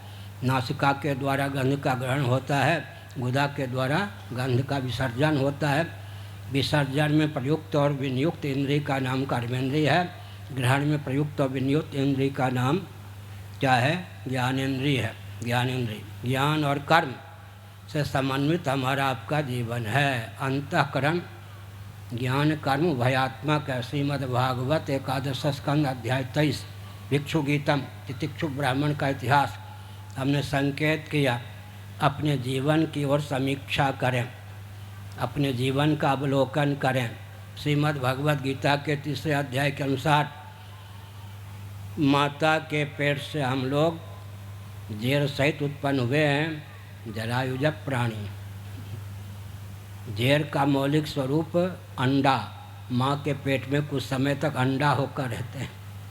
अंडे का मौलिक स्वरूप क्या है? माता पिता के रजवीर्य का सम्मिश्रण, कुछ समय स्वेद होकर रहते हैं और स्वेद की अभिव्यक्ति होती है उद्भिज अन्न जल के द्वारा। इसलिए श्रीमद् भागवत में कहा गया जीवो जीवस्य जीवनम। प्राणियों के शरीर ही प्राणियों के शरीर के पोषक हैं। तो हमने संकेत किया पृथ्वी के धारक का नाम है गोवंश। सबसे पहले उल्लेख है गोवंश का। गोभिर विप्रैश्च, और सब पर संकट। श्रीमद् भागवत के मर्मज्ञ विद्वान विराजमान हैं। देवर्षि नारद का नाम सुना होगा। उनका स्वभाव क्या है? सज्जनों की गुप्त और सुप्त सज्जनता को उभार देना और दुर्जनों की गुप्त और सुप्त दुर्जनता को उभार देना। दोनों को भिड़ा करके धर्मराज और रामराज की स्थापना का मार्ग प्रशस्त कर देना। कंस के पास पहुंच गए देवर्षि नारद। कहा बड़े निश्चिंत होकर बैठे हो भागवत।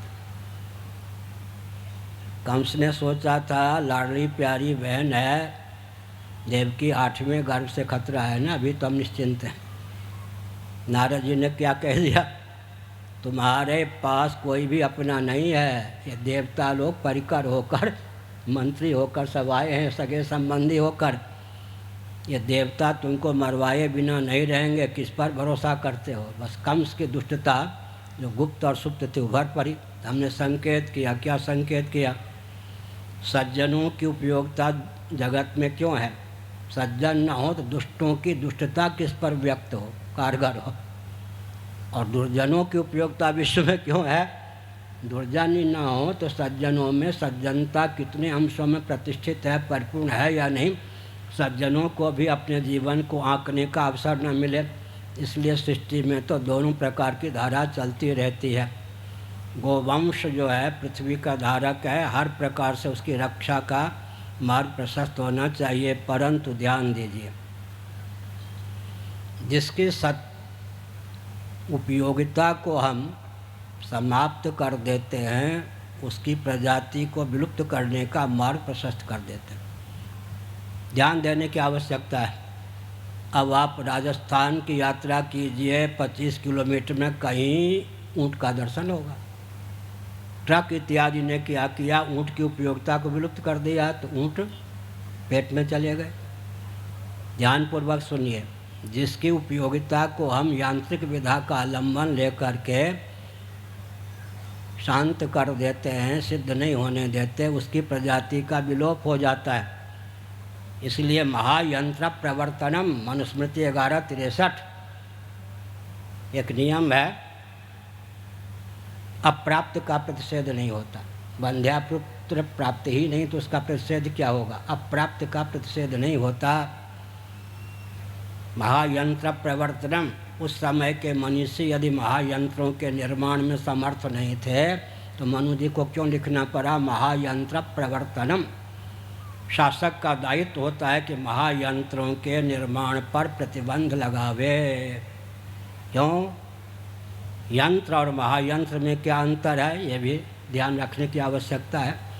शीतोपनिषद के अनुसार उत्पत्ति, स्थिति, समृद्धि, निग्रह, अनुग्रह पंचकृत्य हैं। पंचकृत्यों में किसी एक कृत्य या एक से अधिक कृत्य का निर्वाह जिससे होता है उसी का नाम यंत्र होता है। जब किसी यंत्र में वैकल्पिक प्रज्ञा शक्ति, प्राण शक्ति का आधान कर देते हैं तो यंत्र का नाम महायंत्र हो जाता है। किसी यंत्र में वैकल्पिक प्रज्ञा शक्ति, प्राण शक्ति का आधान कर देते हैं तो यंत्र का नाम महायंत्र हो जाता है। कार से आप यात्रा करें, अपने आप वहाँ पर संकेत मिलेगा, मोर है, खतरा है, इधर उधर। देखिए, प्रज्ञा शक्ति, प्राण शक्ति का आधान कर दिया गया है या नहीं यंत्र में? ज्यों ज्यों यंत्र में प्रज्ञा शक्ति, प्राण शक्ति का वैकल्पिक विधा से आधान किया जाता है, त्यों त्यों स्थावर जंगम प्राणियों की प्रजातियों का विलोप होता जाता है। वन भी विलुप्त, वन्य पशु भी विलुप्त, ग्राम भी विलुप्त, ग्राम्य पशुओं का भी विलोप हो गया। इसका मतलब क्या हुआ? महायंत्रों का प्रचुर आविष्कार और प्रयोग ने स्थावर जंगम प्राणियों की प्रजातियों क्या होया, संभार का बानक बन गया। इसलिए हमारा आपका कर्तव्य है कि भविष्य को देख करके हम महायंत्रों के प्रवर्तन पर प्रतिबंध लगवावें। आज न सही कल विश्व को, सबसे पहले अमेरिका को ही इसके लिए उद्यत होना पड़ेगा। पृथ्वी, पानी, प्रकाश, पवन, वैदिक अवैदिक सर्वसम्मत उभय सम्मत ऊर्जा के स्रोत हैं। आजकल चंद्रमा की सतह भी कई मीटर धंस गई है, यहाँ का प्रभाव वहाँ पर भी पड़ता है। वायु पुराण में चंद्रमा की संरचना किन किन तत्वों से होती है, चंद्रदेव किस प्रकार प्रभावित होते हैं, परिष्कृत होते हैं, विकृत होते हैं, संस्कृत होते हैं, इन सब तथ्यों का वर्णन। गोवंश पीपल जो है रात्रि में भी ऑक्सीजन छोड़ता है। गोवंश की यह महिमा है। गोवंश की क्या महिमा है? गोवंश की महिमा यह है कि गाय के द्वारा, देसी गाय का लक्षण भी दक्षिण भारत में लोगों को मालूम ही नहीं। गल, कंबल, लरली और ककुद, ये गोवंश, देसी गोवंश का लक्षण होता है। गल कंबल होने चाहिए, ककुद कुबर, इन दोनों लक्षणों से युक्त देशी गाय होती है। दक्षिण भारत में तो हमने पैदल यात्रा की है, उस समय 70 में, उस समय भी गाय के लक्षण का ज्ञान दक्षिण भारत में था ही। अभी शुनक रैना जी ने जर्सी गाय का ही पूजन किया उधर ब्रिटेन में, और क्या करते, देसी गाय उधर सुलभ ही नहीं है। इसलिए गोवंश में विकृति न आने पावे, इसका भी ध्यान रखना चाहिए। गल कंबल हो, ककुद हो, गाय का लक्षण उसमें पूर्ण चरितार्थ हो, तब एक भी जर्सी नस्ल के सांड ला के रख देंगे तो देसी गोवंश के विलोप का मार्ग प्रशस्त होगा। इस समय जो गोवंश की रक्षा में अपनी भूमिका गुप्त या प्रकट व्यक्त करेगा वह भगवान का अत्यंत प्यारा होगा। गोविंद, ये भारतवर्ष है जी, रघु, दिलीप, नहुस, इन सब की गाथा है। श्याम सुंदर, ब्रजेंद्र नंदन, श्री कृष्ण चंद्र, परमानंद कंद, सुधासु ने मदन मोहन ने नंगे पांव गोचारण संपन्न किया। जब भगवान भी नंगे पांव गोचारण लीला संपन्न करते हैं तो हमारा आपका दायित्व है, क्या दायित्व है? गोवंश की रक्षा का मार्ग प्रशस्त करें। ना गुजरात है क्या? नाम लेना मैं उचित नहीं समझता। एक सज्जन थे, वो कहा करते थे जब भारत स्वतंत्र होगा तो कलम की एक नोक से गोहत्या के काले कलंक को हम मिटा देंगे। बुरा न मानो, होली है तो नाम संकेत मिले मोरारजी देसाई।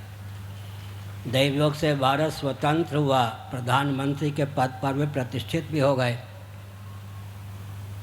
गोवर्धन मठ के शंकराचार्य उस समय स्वनाम धन निरंजन देव जी महाराज, ज्योतिष पीठ के शंकराचार्य स्वनाम धन स्वरूपानंद सरस्वती जी महाराज, और रामराज परिषद से जो सांसद रह चुके थे नंदनानंद सरस्वती नंदलाल शास्त्री जी महाभाग, ये तीनों मोरारजी देसाई से मिले। हम लोग बाहर थे, मैं शंकराचार्य नहीं था, दंडी स्वामी था।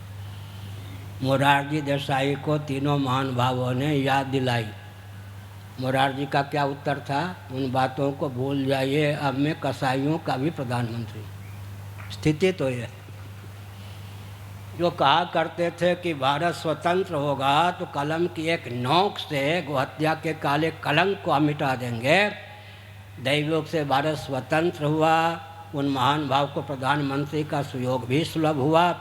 उनका वाक्य है, हम कसाईयों के भी प्रधानमंत्री हैं, हम उस देश में रह रहे हैं। मैं बहुत संभाल के बोल रहा हूँ जहाँ का उच्चतम न्यायालय ने कहा गोहत्या रक्षक गुंडे, हम उस देश में रह रहे हैं, नाम नहीं लूँगा, जहाँ के प्रधानमंत्री ने कहा गोरक्षक गुंडे।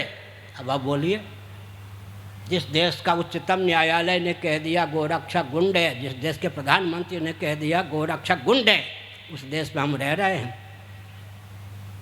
पृथ्वी को विलुप्त करने का षड्यंत्र सब कुछ है, विकास के नाम पर विनाश का ही उपक्रम चल रहा है। इसलिए भयंकर स्थिति है। इस परिस्थिति में मैं एक बार श्रृंगेरी में था, काल भैरव के मंदिर जंगल में एक बरामदे में मुझको स्थान दिया गया था। मैं शंकराचार्य नहीं था, दंडी स्वामी भी उन दिनों नहीं था।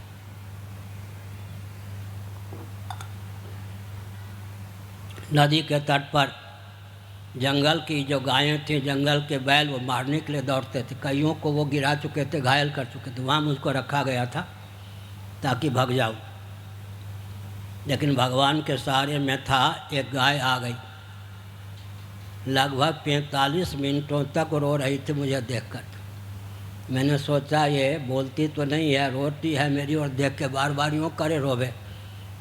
तो मैंने कहा क्या गोहत्या को लेकर तुम्हारे मन में वेदना है? मुझे यह कहना चाहती हो कि यह कलंक भारत से दूर होना चाहिए? उसने यूँ यूँ किया। सच्ची घटना। एक बार मैं भारत छोड़कर नेपाल जा रहा था कि भारत में नहीं रहूँगा, शरीर तो भारत का ही है। नेपाल और भारत की सीमा पर, जहाँ की जन्मभूमि, वहाँ से 10 किलोमीटर दूर नेपाल की सीमा जयनगर। मन में सोचा जिस देश में गोवंश की हत्या होती उस देश में रहूँगा नहीं। फिर भावना हुई रहोगे तो गोवंश की हत्या दूर होने का मार्ग प्रशस्त होगा। गोवंश की हत्या, अब उपयोगिता को विलुप्त कर दिए। बैलगाड़ी में बैल कहाँ अब है? ट्रक इत्यादि ने क्या किया, बैल की उपयोगिता को नष्ट कर दिया। खेती में भी बैल का उपयोग नहीं होता। जिसकी उपयोगिता को हम नष्ट कर देंगे महायंत्रों का आलम्बन लेकर, उसकी प्रजाति में विकृति आएगी, उसका विलोप होगा ही। इसलिए किसान भी गोहत्या में सम्मिलित है। जो बैल का उपयोग नहीं करते, ट्रैक्टर के द्वारा ही खेती करते हैं, उन किसानों को पूछिए कि जब बैल की उपयोगिता आपने नष्ट कर दी तो वह बैल की प्रजाति कहाँ से सुरक्षित रहेगी? कोई ऐसा राजनीतिक दल भारत में नहीं है जो गोहत्या का गुप्त या प्रकट पोषक न हो। ऐसी स्थिति में हमने संकेत किया, हम उस देश में रह रहे हैं जहाँ के एक मुख्यमंत्री ने कहा यदि हमने मुस्लिम तंत्र को प्रसन्न करने की भावना से राम भक्तों को गोली से नहीं भुनवाया होता, मुस्लिम तंत्र का अनुग्रह प्राप्त करके इतने समय तक मुख्यमंत्री नहीं रहता, मेरे नाम पर बेटा राज्य नहीं करता। हम उस देश में रह रहे हैं। प्रामाणिक रीति से विचार करने पर भारत स्वतंत्र सिद्ध ही नहीं होता है। जिस देश के प्रधानमंत्री ने कह दिया हो गोरक्षक गुंडे, जिस देश के न्यायालय ने, उच्चतम न्यायालय ने कह दिया हो गोरक्षक गुंडे उस देश में हम रह रहे हैं। किसानों का भी गोवंश की हत्या में हाथ है, क्योंकि जब बैल इत्यादि के माध्यम से खेती नहीं होगी, गोबर इत्यादि का खेती में उपयोग नहीं होगा, तो गोवंश की हानि तो होगी ही। थोड़ा विचार कीजिए, पृथ्वी का आधिदैविक स्वरूप ही गोवंश। अमेरिका से वैज्ञानिकों ने कई वर्ष पहले मुझसे संपर्क स्थापित किया था। यांत्रिक विधा से अब सिद्ध हो चुका है कि पृथ्वी की जो रूपरेखा है वो वस्तुतः गाय से ही मिलती है।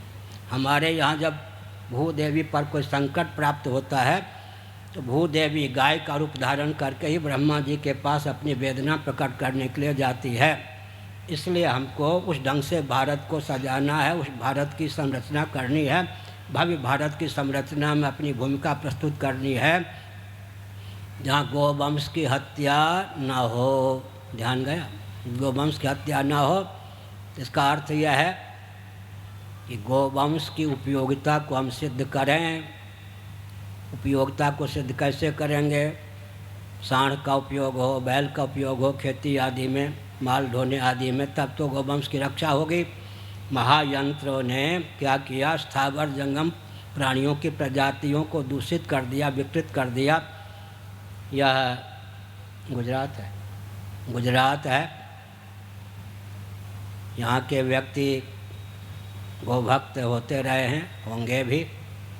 इसलिए ऐसी आवाज़ बुलंद करनी चाहिए कि प्राचीन विधा से खेती हो, गोवंश की रक्षा का मार्ग प्रशस्त किया जाए, और गोवंश को विकृत करने का जो प्रयत्न चल रहा है उसको भी विलुप्त करने की आवश्यकता है। जर्सी गाय के जो दूध पीते हैं बहुत से रोगों के ग्रास हो जाते हैं। देसी गाय का जो दूध पीता है, पंचगव्य का आलम्बन लेता है, वो सदा स्वस्थ रहता है। इसलिए पृथ्वी के धारक जितने तत्व हैं, हमने कहा एक की ही समस्या नहीं है। गोभी विप्रैश्च वेदैश्च सतीभिः सत्यवादिभिः अलुब्धैर् दानशीलैश्च सप्तभिः धार्यते मही। सातों पृथ्वी के धारक को विकृत और विलुप्त किया जा रहा है योजनाबद्ध ढंग से और अज्ञान के वशीभूत होकर भी। दूसरी बात है, अब महाभारत के अनुसार मैं कह रहा हूँ, पृथ्वी के धारक कौन है? धर्म कामश्च कालश्च वसुर्वासुकिरेव चानंतः कपिलश्चैव सप्तैते धरणीधरा। महाभारत, स्कंद पुराण, ये महाभारत। धर्म पृथ्वी का धारक है, धर्म धारुणात् धर्म। धर्म के दो भेद हैं, सिद्ध कोटि का धर्म और साध्य कोटि का धर्म। कठोपनिषद में आत्मा का नाम धर्म है, बौद्धों के यहाँ आत्मा का नाम धर्म है, सिद्ध कोटि का धर्म। पार्थिव प्रपंच को धारण करने वाली पृथ्वी का नाम धर्म, पृथ्वी को धारण करने वाले जल का नाम धर्म, जल को धारण करने वाले अग्नि का नाम धर्म, अग्नि को धारण करने वाला वायु का नाम धर्म, वायु को धारण करने वाला आकाश का नाम धर्म, आकाश को भी धारण करने वाला कृष्ण विज्ञान के अनुसार अव्यक्त का नाम धर्म, और गणित विज्ञान के अनुसार आत्मा का नाम धर्म। तस्माद् वायु तस्माद् आत्मना आकाश संभूतः, यह गणित विज्ञान है। और गोपाल उत्तर तापनी उपनिषद के अनुसार विचार करें तो परमात्मा से अव्यक्त, अव्यक्त से आकाश आदि की उत्पत्ति हुई है, वो कृष्ण विज्ञान। दर्शन शास्त्र में भी एक गणित विज्ञान चलता है और एक कृष्ण विज्ञान। हम एक संकेत करते हैं। क्या संकेत करते हैं? संकेत ये करते हैं कि गोवंश की रक्षा का मार्ग कैसे प्रशस्त हो, इस पर विचार करने की आवश्यकता है। हम नाम नहीं लेंगे, अब ब्रह्मलीन कहना पड़ता है। एक दंडी स्वामी थे हमारे मित्रों में, वो मंच पर तो गाय की महिमा खूब गाते, लेकिन दिल्ली में उनका आश्रम था, वहाँ स्वयं जर्सी गाय ही पालते थे। क्या प्रभाव पड़ेगा? मंच पर गोवंश की महिमा खूब गाते, लेकिन स्वयं जर्सी गाय ही रखते थे। ऐसी स्थिति में गोवंश की रक्षा कैसे होगी? हमने संकेत किया, तो आप लोग आवाज़ बुलंद कीजिए। और एक संकेत है, मोदी जी सावधान। अब वो नहीं कहते स्मार्ट सिटी, अगर आप महानगर बनाएंगे तो महानगर में शुद्ध मिट्टी की पहुंच होगी क्या? है क्या? शुद्ध पानी की पहुँच होगी? है? शुद्ध प्रकाश पवन प्रचुर आकाश की पहुँच है क्या? शुद्ध मनोभाव की पहुँच है क्या? शुद्ध मुस्कान की पहुँच है क्या? ये महानगर है या महाविनाश? महानगर को विकास का मापदंड मानना, ये महाविनाश को निमंत्रित करना है या नहीं? और थोड़ा विचार कीजिए। अभी अमेरिका की सूचना है, सोते सोते लोग विक्षिप्त होकर दौड़ने लगते हैं। अंत में निष्कर्ष यह निकला, संयुक्त परिवार का विलोप। व्यक्ति का मस्तिष्क विकृत हो जाता है। आंसू पोंछने वाले, हंसाने वाले, समय पर काम देने वाले व्यक्ति नहीं रहते। जब संयुक्त परिवार का विलोप हो जाए, आजकल विकास का मापदंड है संयुक्त परिवार का विलोप। महानगरों में अगर आप निवास करेंगे तो संयुक्त परिवार का विलोप हुए बिना नहीं रहेगा। जब संयुक्त परिवार का विलोप हो जाएगा तब सनातन कुल धर्म नहीं बचेगा, कुलाचार का विलोप होगा, और क्या हो जाएगा? विवाह की प्रक्रिया विकृत हो जाएगी। सबसे बड़ी समस्या आजकल है, बुरा न मानो होली है, किसी को गाली देते हैं तो रोटी बेटी को लेकर ही ना। गाली कब लगती है भाई? गाली देने वाले, हम लोग तो गाली नहीं देते। गाली लगती है रोटी बेटी पर, आप कटाक्ष कीजिए, उसी का नाम गाली है ना। रोटी बेटी एक करो तो गाली नामक कोई चीज़ ही नहीं। आजकल क्या है, नीचे की रोटी में सब मुँह मारो, ऊपर की बेटी ले लो, यही ना। पहले क्या था, ऊपर की रोटी में सबका अधिकार, ऊपर की बेटी से दूर रहो। अब क्या हो गया, नीचे की रोटी में मुँह मारो, ऊपर की बेटी पर दृष्टि रखो कब मिल जाए। इसलिए देवियों के शील की रक्षा भी एक समस्या है। मैं महाभारत और अभिज्ञान शाकुंतलम के अनुसार एक तथ्य उद्भाषित करता हूँ, सावधान। दुष्यंत गए नैष्ठिक ब्रह्मचारी कर्ण ऋषि के आश्रम में, संध्या आदि का चयन करने के लिए कर्ण ऋषि वन में थे, दर्शन नहीं हो पाया। एक विश्व सुंदरी किशोरी खेलती हुई मिली, शकुंतला। दुष्यंत का मन उस पर लोटपोट हो गया। उन्होंने विचार किया, मेरा अंतःकरण प्रमाण है, अगर यह ब्राह्मण की लाडली प्यारी बेटी होती तो मुझ क्षत्रिय का मन इस पर कथमपि नहीं जाता। हो गया ना। मातृशक्ति देवियों की शील की रक्षा के लिए वर्णाश्रम व्यवस्था अत्यंत अपेक्षित। इसको कोसने वालों ने देश को कितना विकृत कर दिया। शिक्षा, रक्षा, अर्थ और सेवा के प्रकल्प सदा संतुलित रहें, इसकी अमोघ विधा का नाम ही सनातन वर्णाश्रम व्यवस्था है। हर व्यक्ति की जीविका जन्म से सुरक्षित रहे, हर व्यक्ति का जीवन दुर्व्यसन मुक्त हो। नमस्ते नो जनपदे न मद्यपः स्वयुनि कुतः। फिर से सुनिए, हर व्यक्ति की जीविका जन्म से सुरक्षित, हर व्यक्ति का जीवन दुर्व्यसन मुक्त। इसकी क्या विधा है? America, Britain, Germany, Japan, France में विधा मिलेगी क्या? हर व्यक्ति की जीविका जन्म से आरक्षित, हर व्यक्ति का जीवन दुर्व्यसन युक्त। आर्थिक विपन्नता होगी या नहीं? काम की दृष्टि से मैंने कहा, काम के नाम पर बवंडर ना हो, इसलिए वर्णाश्रम व्यवस्था को मानिए। एक और संकेत करता हूँ, अपहरण करने वालों को ही दृष्टि से, हम जिसको 5 यम कहते हैं, अहिंसा, सत्य, अस्तेय, ब्रह्मचर्य, परिग्रह, योग दर्शन में 5 यम, विष्णु पुराण में भी जो के त्यों 5 यम यही हैं। यम और नियम में विभाजक रेखा नहीं है, क्योंकि नि उपसर्ग लग जाने से यम का नाम ही, लेकिन विष्णु पुराण में भी 5 यम का वर्णन है। योग दर्शन में 5 यम का वर्णन, 5 नियम, 5 यम, अहिंसा आदि। एक एक कर्मेंद्रिय को संयत रखने के लिए पाँव की प्रधानता से अहिंसा, वाक की प्रधानता से सत्य, एक एक कर्मेंद्रिय को संयत रखने के लिए 5 यम, एक एक ज्ञानेंद्रिय को संयत रखने के लिए 5 नियम। हमने संकेत किया, जैनों के यहाँ पंचशील कहते हैं, लेकिन थोड़ा विचार कीजिए, पंचशील ले लिया, पंच यम को पंचशील कहना प्रारंभ कर दिया। सिद्धांत हमारा लिया, विधा अपनी बना दी। अहिंसा के गर्भ से हिंसा का तांडव नृत्य, सत्य के गर्भ से मिथ्या भाषण का तांडव नृत्य, अस्तेय के गर्भ से चौर्य का तांडव नृत्य, और क्या है, ब्रह्मचर्य के गर्भ से व्यभिचार का तांडव नृत्य, अपरिग्रह के गर्भ से परिग्रह का तांडव नृत्य। मैंने क्या संकेत किया, कोई अपहरण कर ले, सिद्धांत हमारा ले ले और विधा प्रोसेस मेथड अपने मन से कल्पित कर ले, विस्फोट हो जाएगा। इसलिए हमारे सिद्धांत का कोई अपहरण कर ले और विधा हमारी न अपनावे तो हमारा सिद्धांत उसको मार डालेगा। हम लोग इसलिए निश्चिंत रहते हैं और हमारा सिद्धांत भी माने, हमारी विधा भी माने तो ढलने के लिए बाध्य होना पड़ेगा, नहीं तो चुरा लो। हमारा सिद्धांत तो लेना ही पड़ेगा, हिंसा सत्य अस्तेय ब्रह्मचर्य परिग्रह।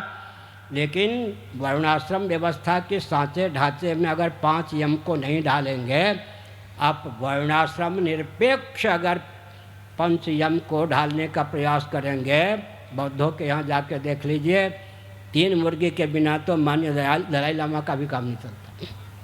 रोज़ 3 मुर्गी कम से कम चाहिए, उपलक्षण है। इसका मतलब अहिंसा के नाम पर घोर हिंसा, सत्य के नाम पर मिथ्या भाषण, अस्तेय के नाम पर चौर्य की परिप्रतिष्ठा पराकाष्ठा, ब्रह्मचर्य के नाम पर व्यभिचार की पराकाष्ठा, अपरिग्रह के नाम पर परिग्रह की पराकाष्ठा।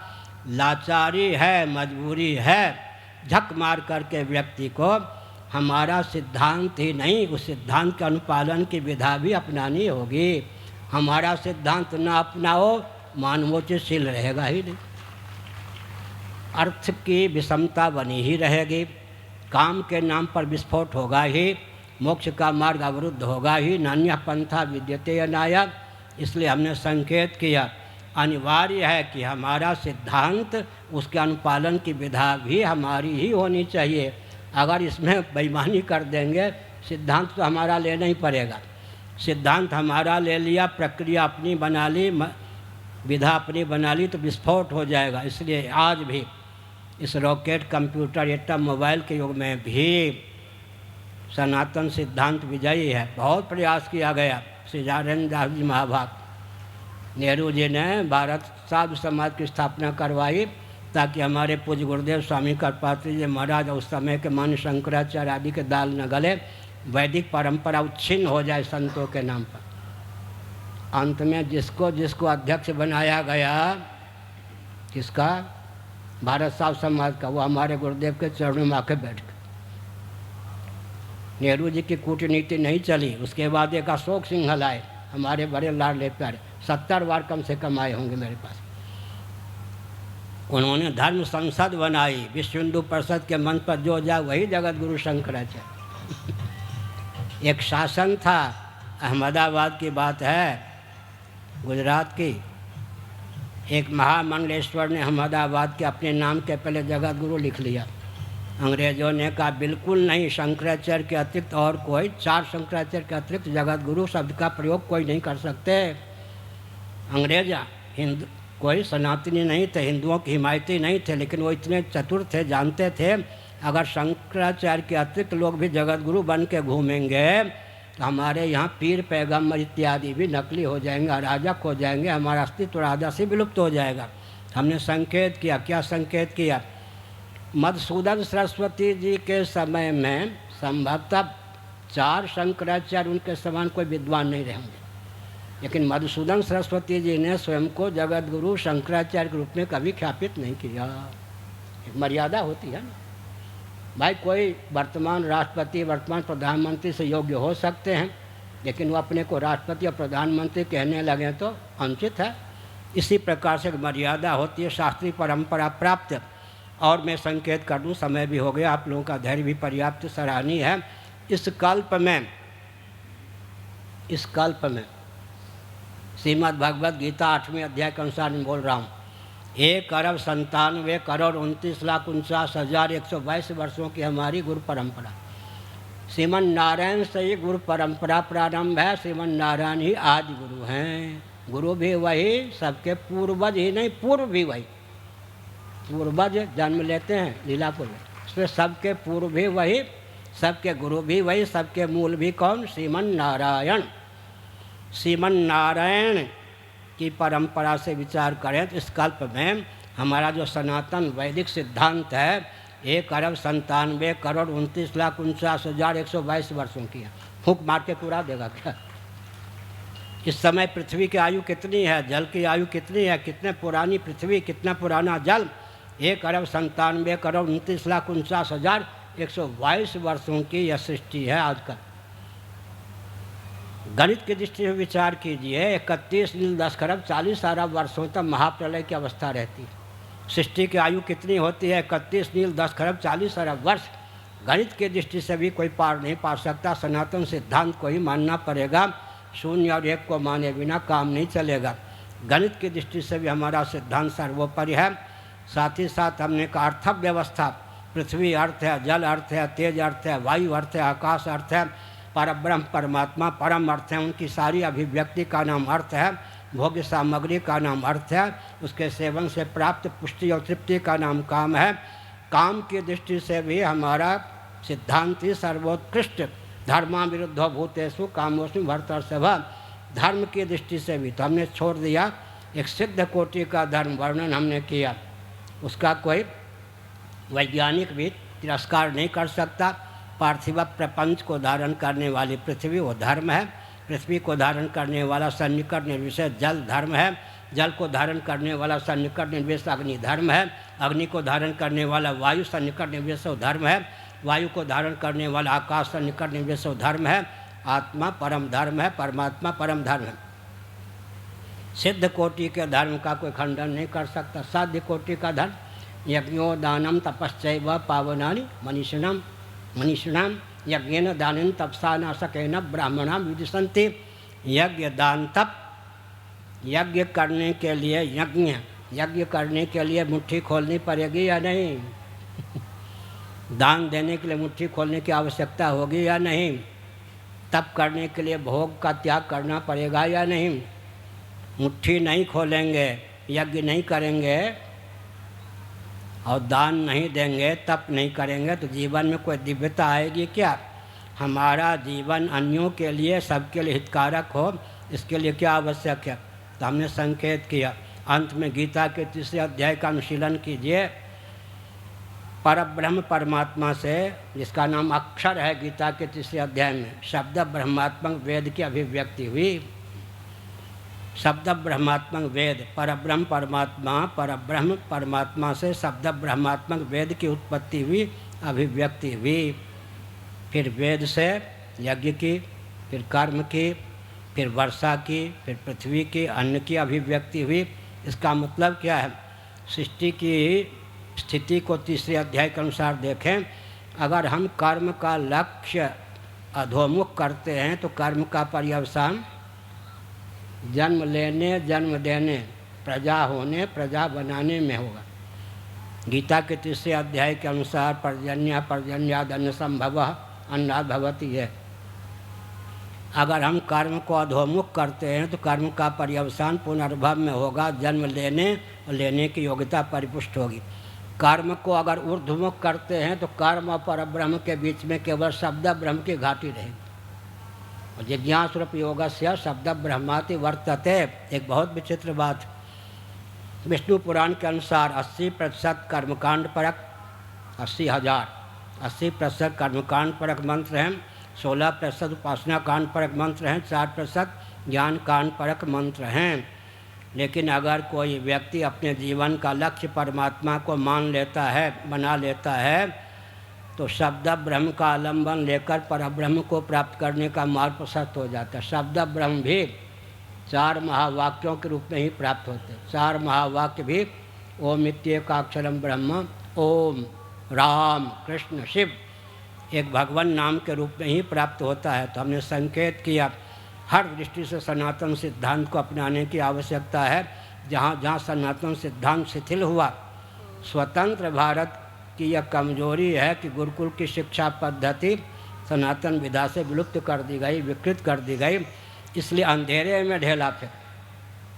जब परंपरा से वेदादि शास्त्रों का ज्ञान ही नहीं है तो धर्म का उपदेश क्या होगा, ब्रह्म का उपदेश क्या होगा? अंत में हम संकेत करते हैं, इस रॉकेट, कंप्यूटर, एटम, मोबाइल के युग में क्या आवश्यकता है धर्म की, ब्रह्म की? कोई कह सकते हैं वेदादि शास्त्रों की क्या उपयोगिता है?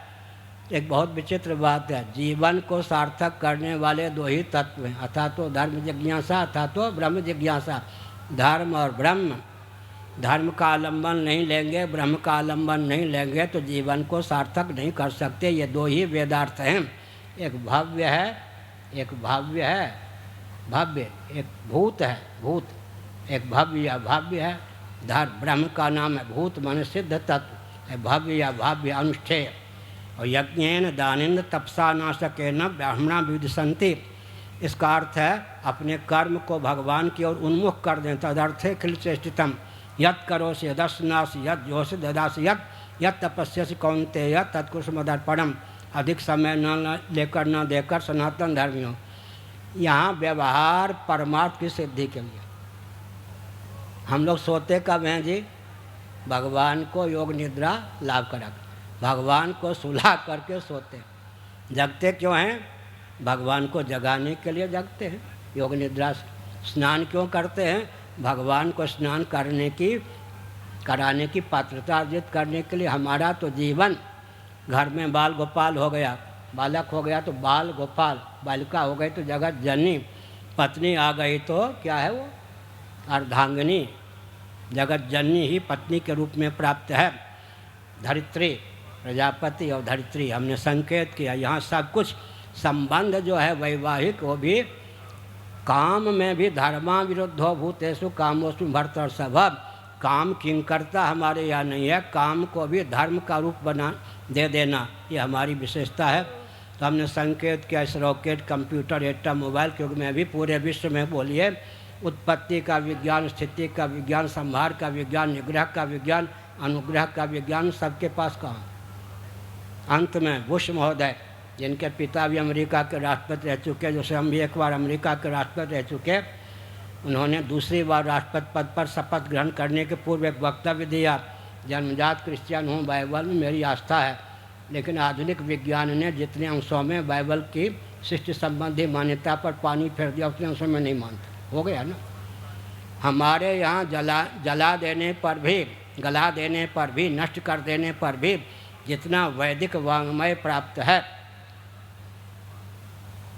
ऋग्वेद के 10वें मंडल में नासदी सूक्त में केवल 7 मंत्र हैं।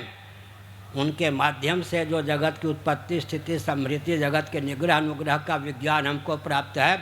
इस रॉकेट, कंप्यूटर, एटम, मोबाइल के युग में भी वैज्ञानिक उससे मार्गदर्शन ले सकते हैं। इसका मतलब वैज्ञानिकों को भी स्वस्थ दिशा देने की क्षमता हमारे ग्रंथों में। पहले विकास को आधुनिक व्यक्ति परिभाषित करें। 20 दिन पहले हमने विचार किया, हम ही से कोई पूछा है कि वैदिक वाङ्मय के अनुसार विकास की क्या परिभाषा होगी, तो क्या उत्तर देंगे? भोग और मोक्ष के अविरुद्ध और अनुकूल वस्तु और व्यक्ति को उद्भावना का नाम विकास। एक ही वाक्य में अगर हम विकास को परिभाषित करें तो भोग और मोक्ष के अविरुद्ध और अनुकूल वस्तु और व्यक्ति को उद्भावना का नाम विकास है। हर दृष्टि से हमारा वैदिक वाङ्मय अकाट्य है, उसका मार्गदर्शन प्राप्त करना चाहिए। गिने चुने महान भाव रह गए हैं जो परंपरा से, लेकिन यह भारत है। हिरण्यकश्यपु के शासन में तो बड़ा विचित्र राग था, लेकिन प्रहलाद भगवान, सनत कुमार ही प्रहलाद के रूप में भगवान ने उसको प्रकट कर लिया। भारत में नास्तिक शिरोमणियों का भी शासन हो, यहाँ साक्षात जगदीश्वर अवतार लेते हैं लाला होकर, साक्षात जगदीश्वरी लाली होकर। ये सनातन धर्म की देवियाँ हैं, मातृशक्ति हैं।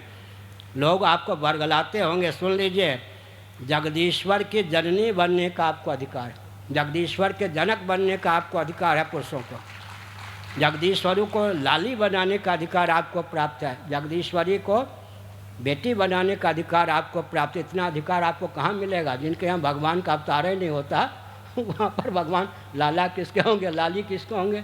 बिना पूछे क्यों चले जाएंगे लाला लाली बन के? इसलिए सनातन धर्मी बड़े भाग्यशाली हैं। प्रयास ये करना चाहिए। हाँ, बचपन में मैंने देखा साधुआ युवती विवाहिता देवी होती थी, कोई आकाश में आंगन प्रांगण में बैठती थी, कोई तारे छिटकते हुए जाते वहाँ चल पसार लेती। तो मैंने कहा ये क्यों? उत्तर दिया कि कोई दिव्य महापुरुष तारे के रूप में छिटक के जा रहे हैं, वो लाला बन जाए या लाली बन जाए। ये पहले ये थी। प्रयास ही कीजिए कि साक्षात जगदीश्वर ही लाला बन के प्रकट हो, साक्षात जगदीश्वरी ही लाली बन के प्रकट हो। पुण्य हरि हेतु करन तप लागे, नहीं तो कारक कोटि के मनीषी घर में उत्पन्न हो, नहीं तो प्रबुद्ध योगा भ्रष्ट उत्पन्न हो। राष्ट्र रक्षक उत्पन्न हों। हमने कहा राष्ट्र रक्षक कब होंगे? ऋग्वेद में लोक परलोक दोनों का नाम राष्ट्र है, महाराष्ट्र सौराष्ट्र ही तक नहीं, ऋग्वेद में लोक परलोक दोनों का नाम राष्ट्र है। तो राष्ट्र को मजबूत करने के लिए भी शिक्षा, रक्षा, अर्थ, सेवा आदि के प्रकल्प। अंत में सज्जनों, एक बहुत विचित्र बात, पाँव को कितना भी प्रशिक्षण दीजिए वो हाथ का काम नहीं कर सकता। इसलिए हाथ में निसर्ग सिद्ध परंपरा प्राप्त निसर्ग सिद्ध यह जो भुजदंड हैं, संस्कार संवेत हैं, शरीर के किसी अंग या प्रत्यंग पर वार की संभावना हो तो टूटने फूटने की चिंता किए बिना यूँ हो जाती। गाढ़ी नींद में बुद्धि सो जाती है ना, अहमिता प्रसुप्ते श्रीमद्भागवत एकादश स्कंद, अंतःकरण सो जाता है। बुद्धिपूर्वक आदेश नहीं हो सकता, लेकिन आप सोए हुए मच्छर काटने आया, बुद्धि तो सोई हुई है, बुद्धिपूर्वक आदेश तो उसको दे ही नहीं सकता है। अहमिता प्रसुप्ते, अहम भी सो जाता है, तब गाढ़ी नींद होती है। परंपरा प्राप्त निसर्ग सिद्ध संस्कार संवेत या भुजदंड अपने आप पहुँच करके यूँ कर देता है। मच्छर चपेट में आ जाए तो कचूमर निकल जाए, भाग जाए तो कम से कम खुजला लेते। ये देखिए, इसका नाम है, हमारे ऐसे ऐसे वीर हुए, सिर काट दिया गया छिन्नमस्ता के समान, सिर कटे हुए भी उन्होंने हाथ में जो हथियार था उससे लेकर जौहर दिखाया।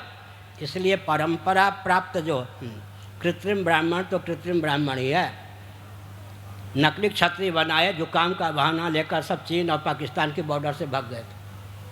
और एक विचित्र बात है, समय भी बहुत हो गया मैं जानता हूँ, कोल भील किरातों को भी शासक का दायित्व है कि सेना में भर्ती करे। महाभारत शांति पर लड़ाकू कौम कौल भील किरात इत्यादि जो बहादुर हैं, अपने यहाँ देखिए 2 ही क्षत्रिय खानदानी गए थे, श्री राम जी और लक्ष्मण, बाकी तो सब देवता लोग जो आए थे हनुमान आदि बनकर उनसे काम चला लिया। लेकिन नेतृत्व किसमें था? 2 खानदानी क्षत्रियों में।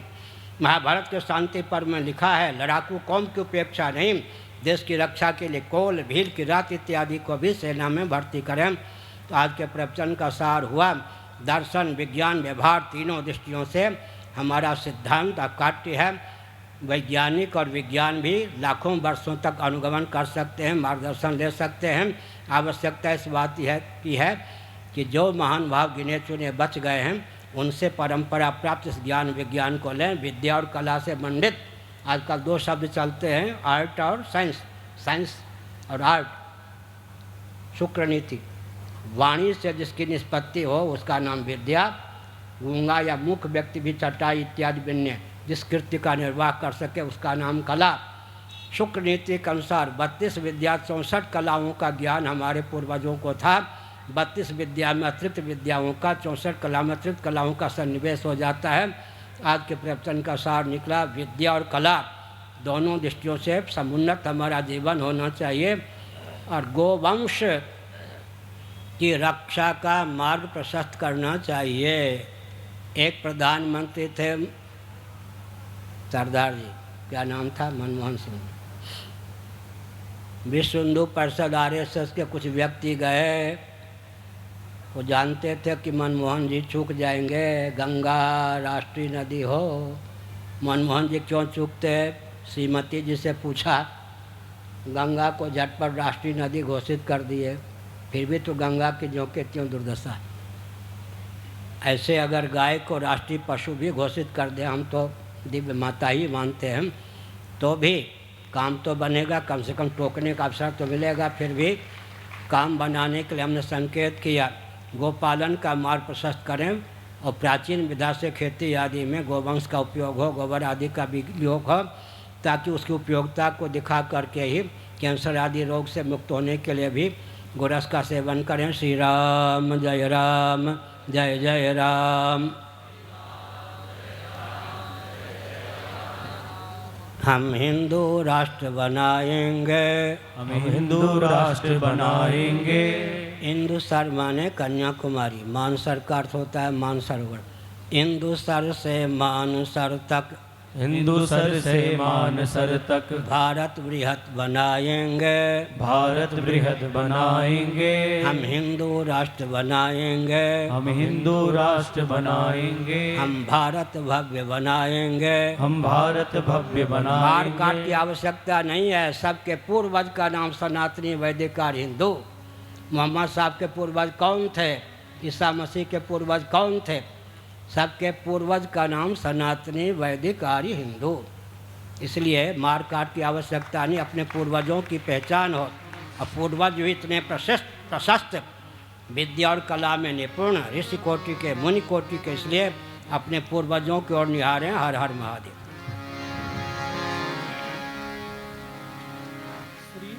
श्री गौ माता की जय, शंकराचार्य भगवान की जय। सभी से निवेदन है कि आज जो सुरभि शक्ति पीठ स्थल पर शिला पूजन समारोह का आयोजन रखा गया है पूज्य जगत गुरु शंकराचार्य भगवान के कर कमलों से, उसकी जो शोभा यात्रा है, गौ माताओं का जुलूस है, सप्त गौ माताएं जुलूस के रूप में मंडप के ठीक सम्मुख पधार चुकी हैं। जिन 5252 शालिग्राम का तुलसी महारानी के साथ में परिणय होना है, वे ठाकुर जी भी पधार चुके हैं। और 2 बैलगाड़ियां सज धज करके माताएं मंगल कलश लेकर के सभी ग्वाल बाल गोभक्त सभी लोग पहुंच चुके हैं। पूज्य संत चरण भी शक्तिपीठ स्थल पर जो शिला पूजन समारोह है वहाँ पर पधारेंगे।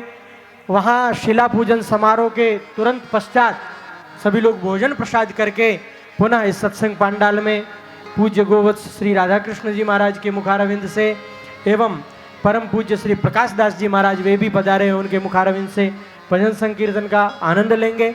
अभी सभी लोग उस गो जुलूस में ठाकुर जी की जो शोभा यात्रा है उसमें पूज्य संतों के संग में सभी पधारेंगे। पूज्य संतों के चरणों में भी प्रार्थना है कि इस दिव्य शोभा यात्रा में अपनी मंगलमयी उपस्थिति प्रदान करके इस यात्रा को सफलतम बनाने की कृपा करें। बोलिए गौ माता की जय। जय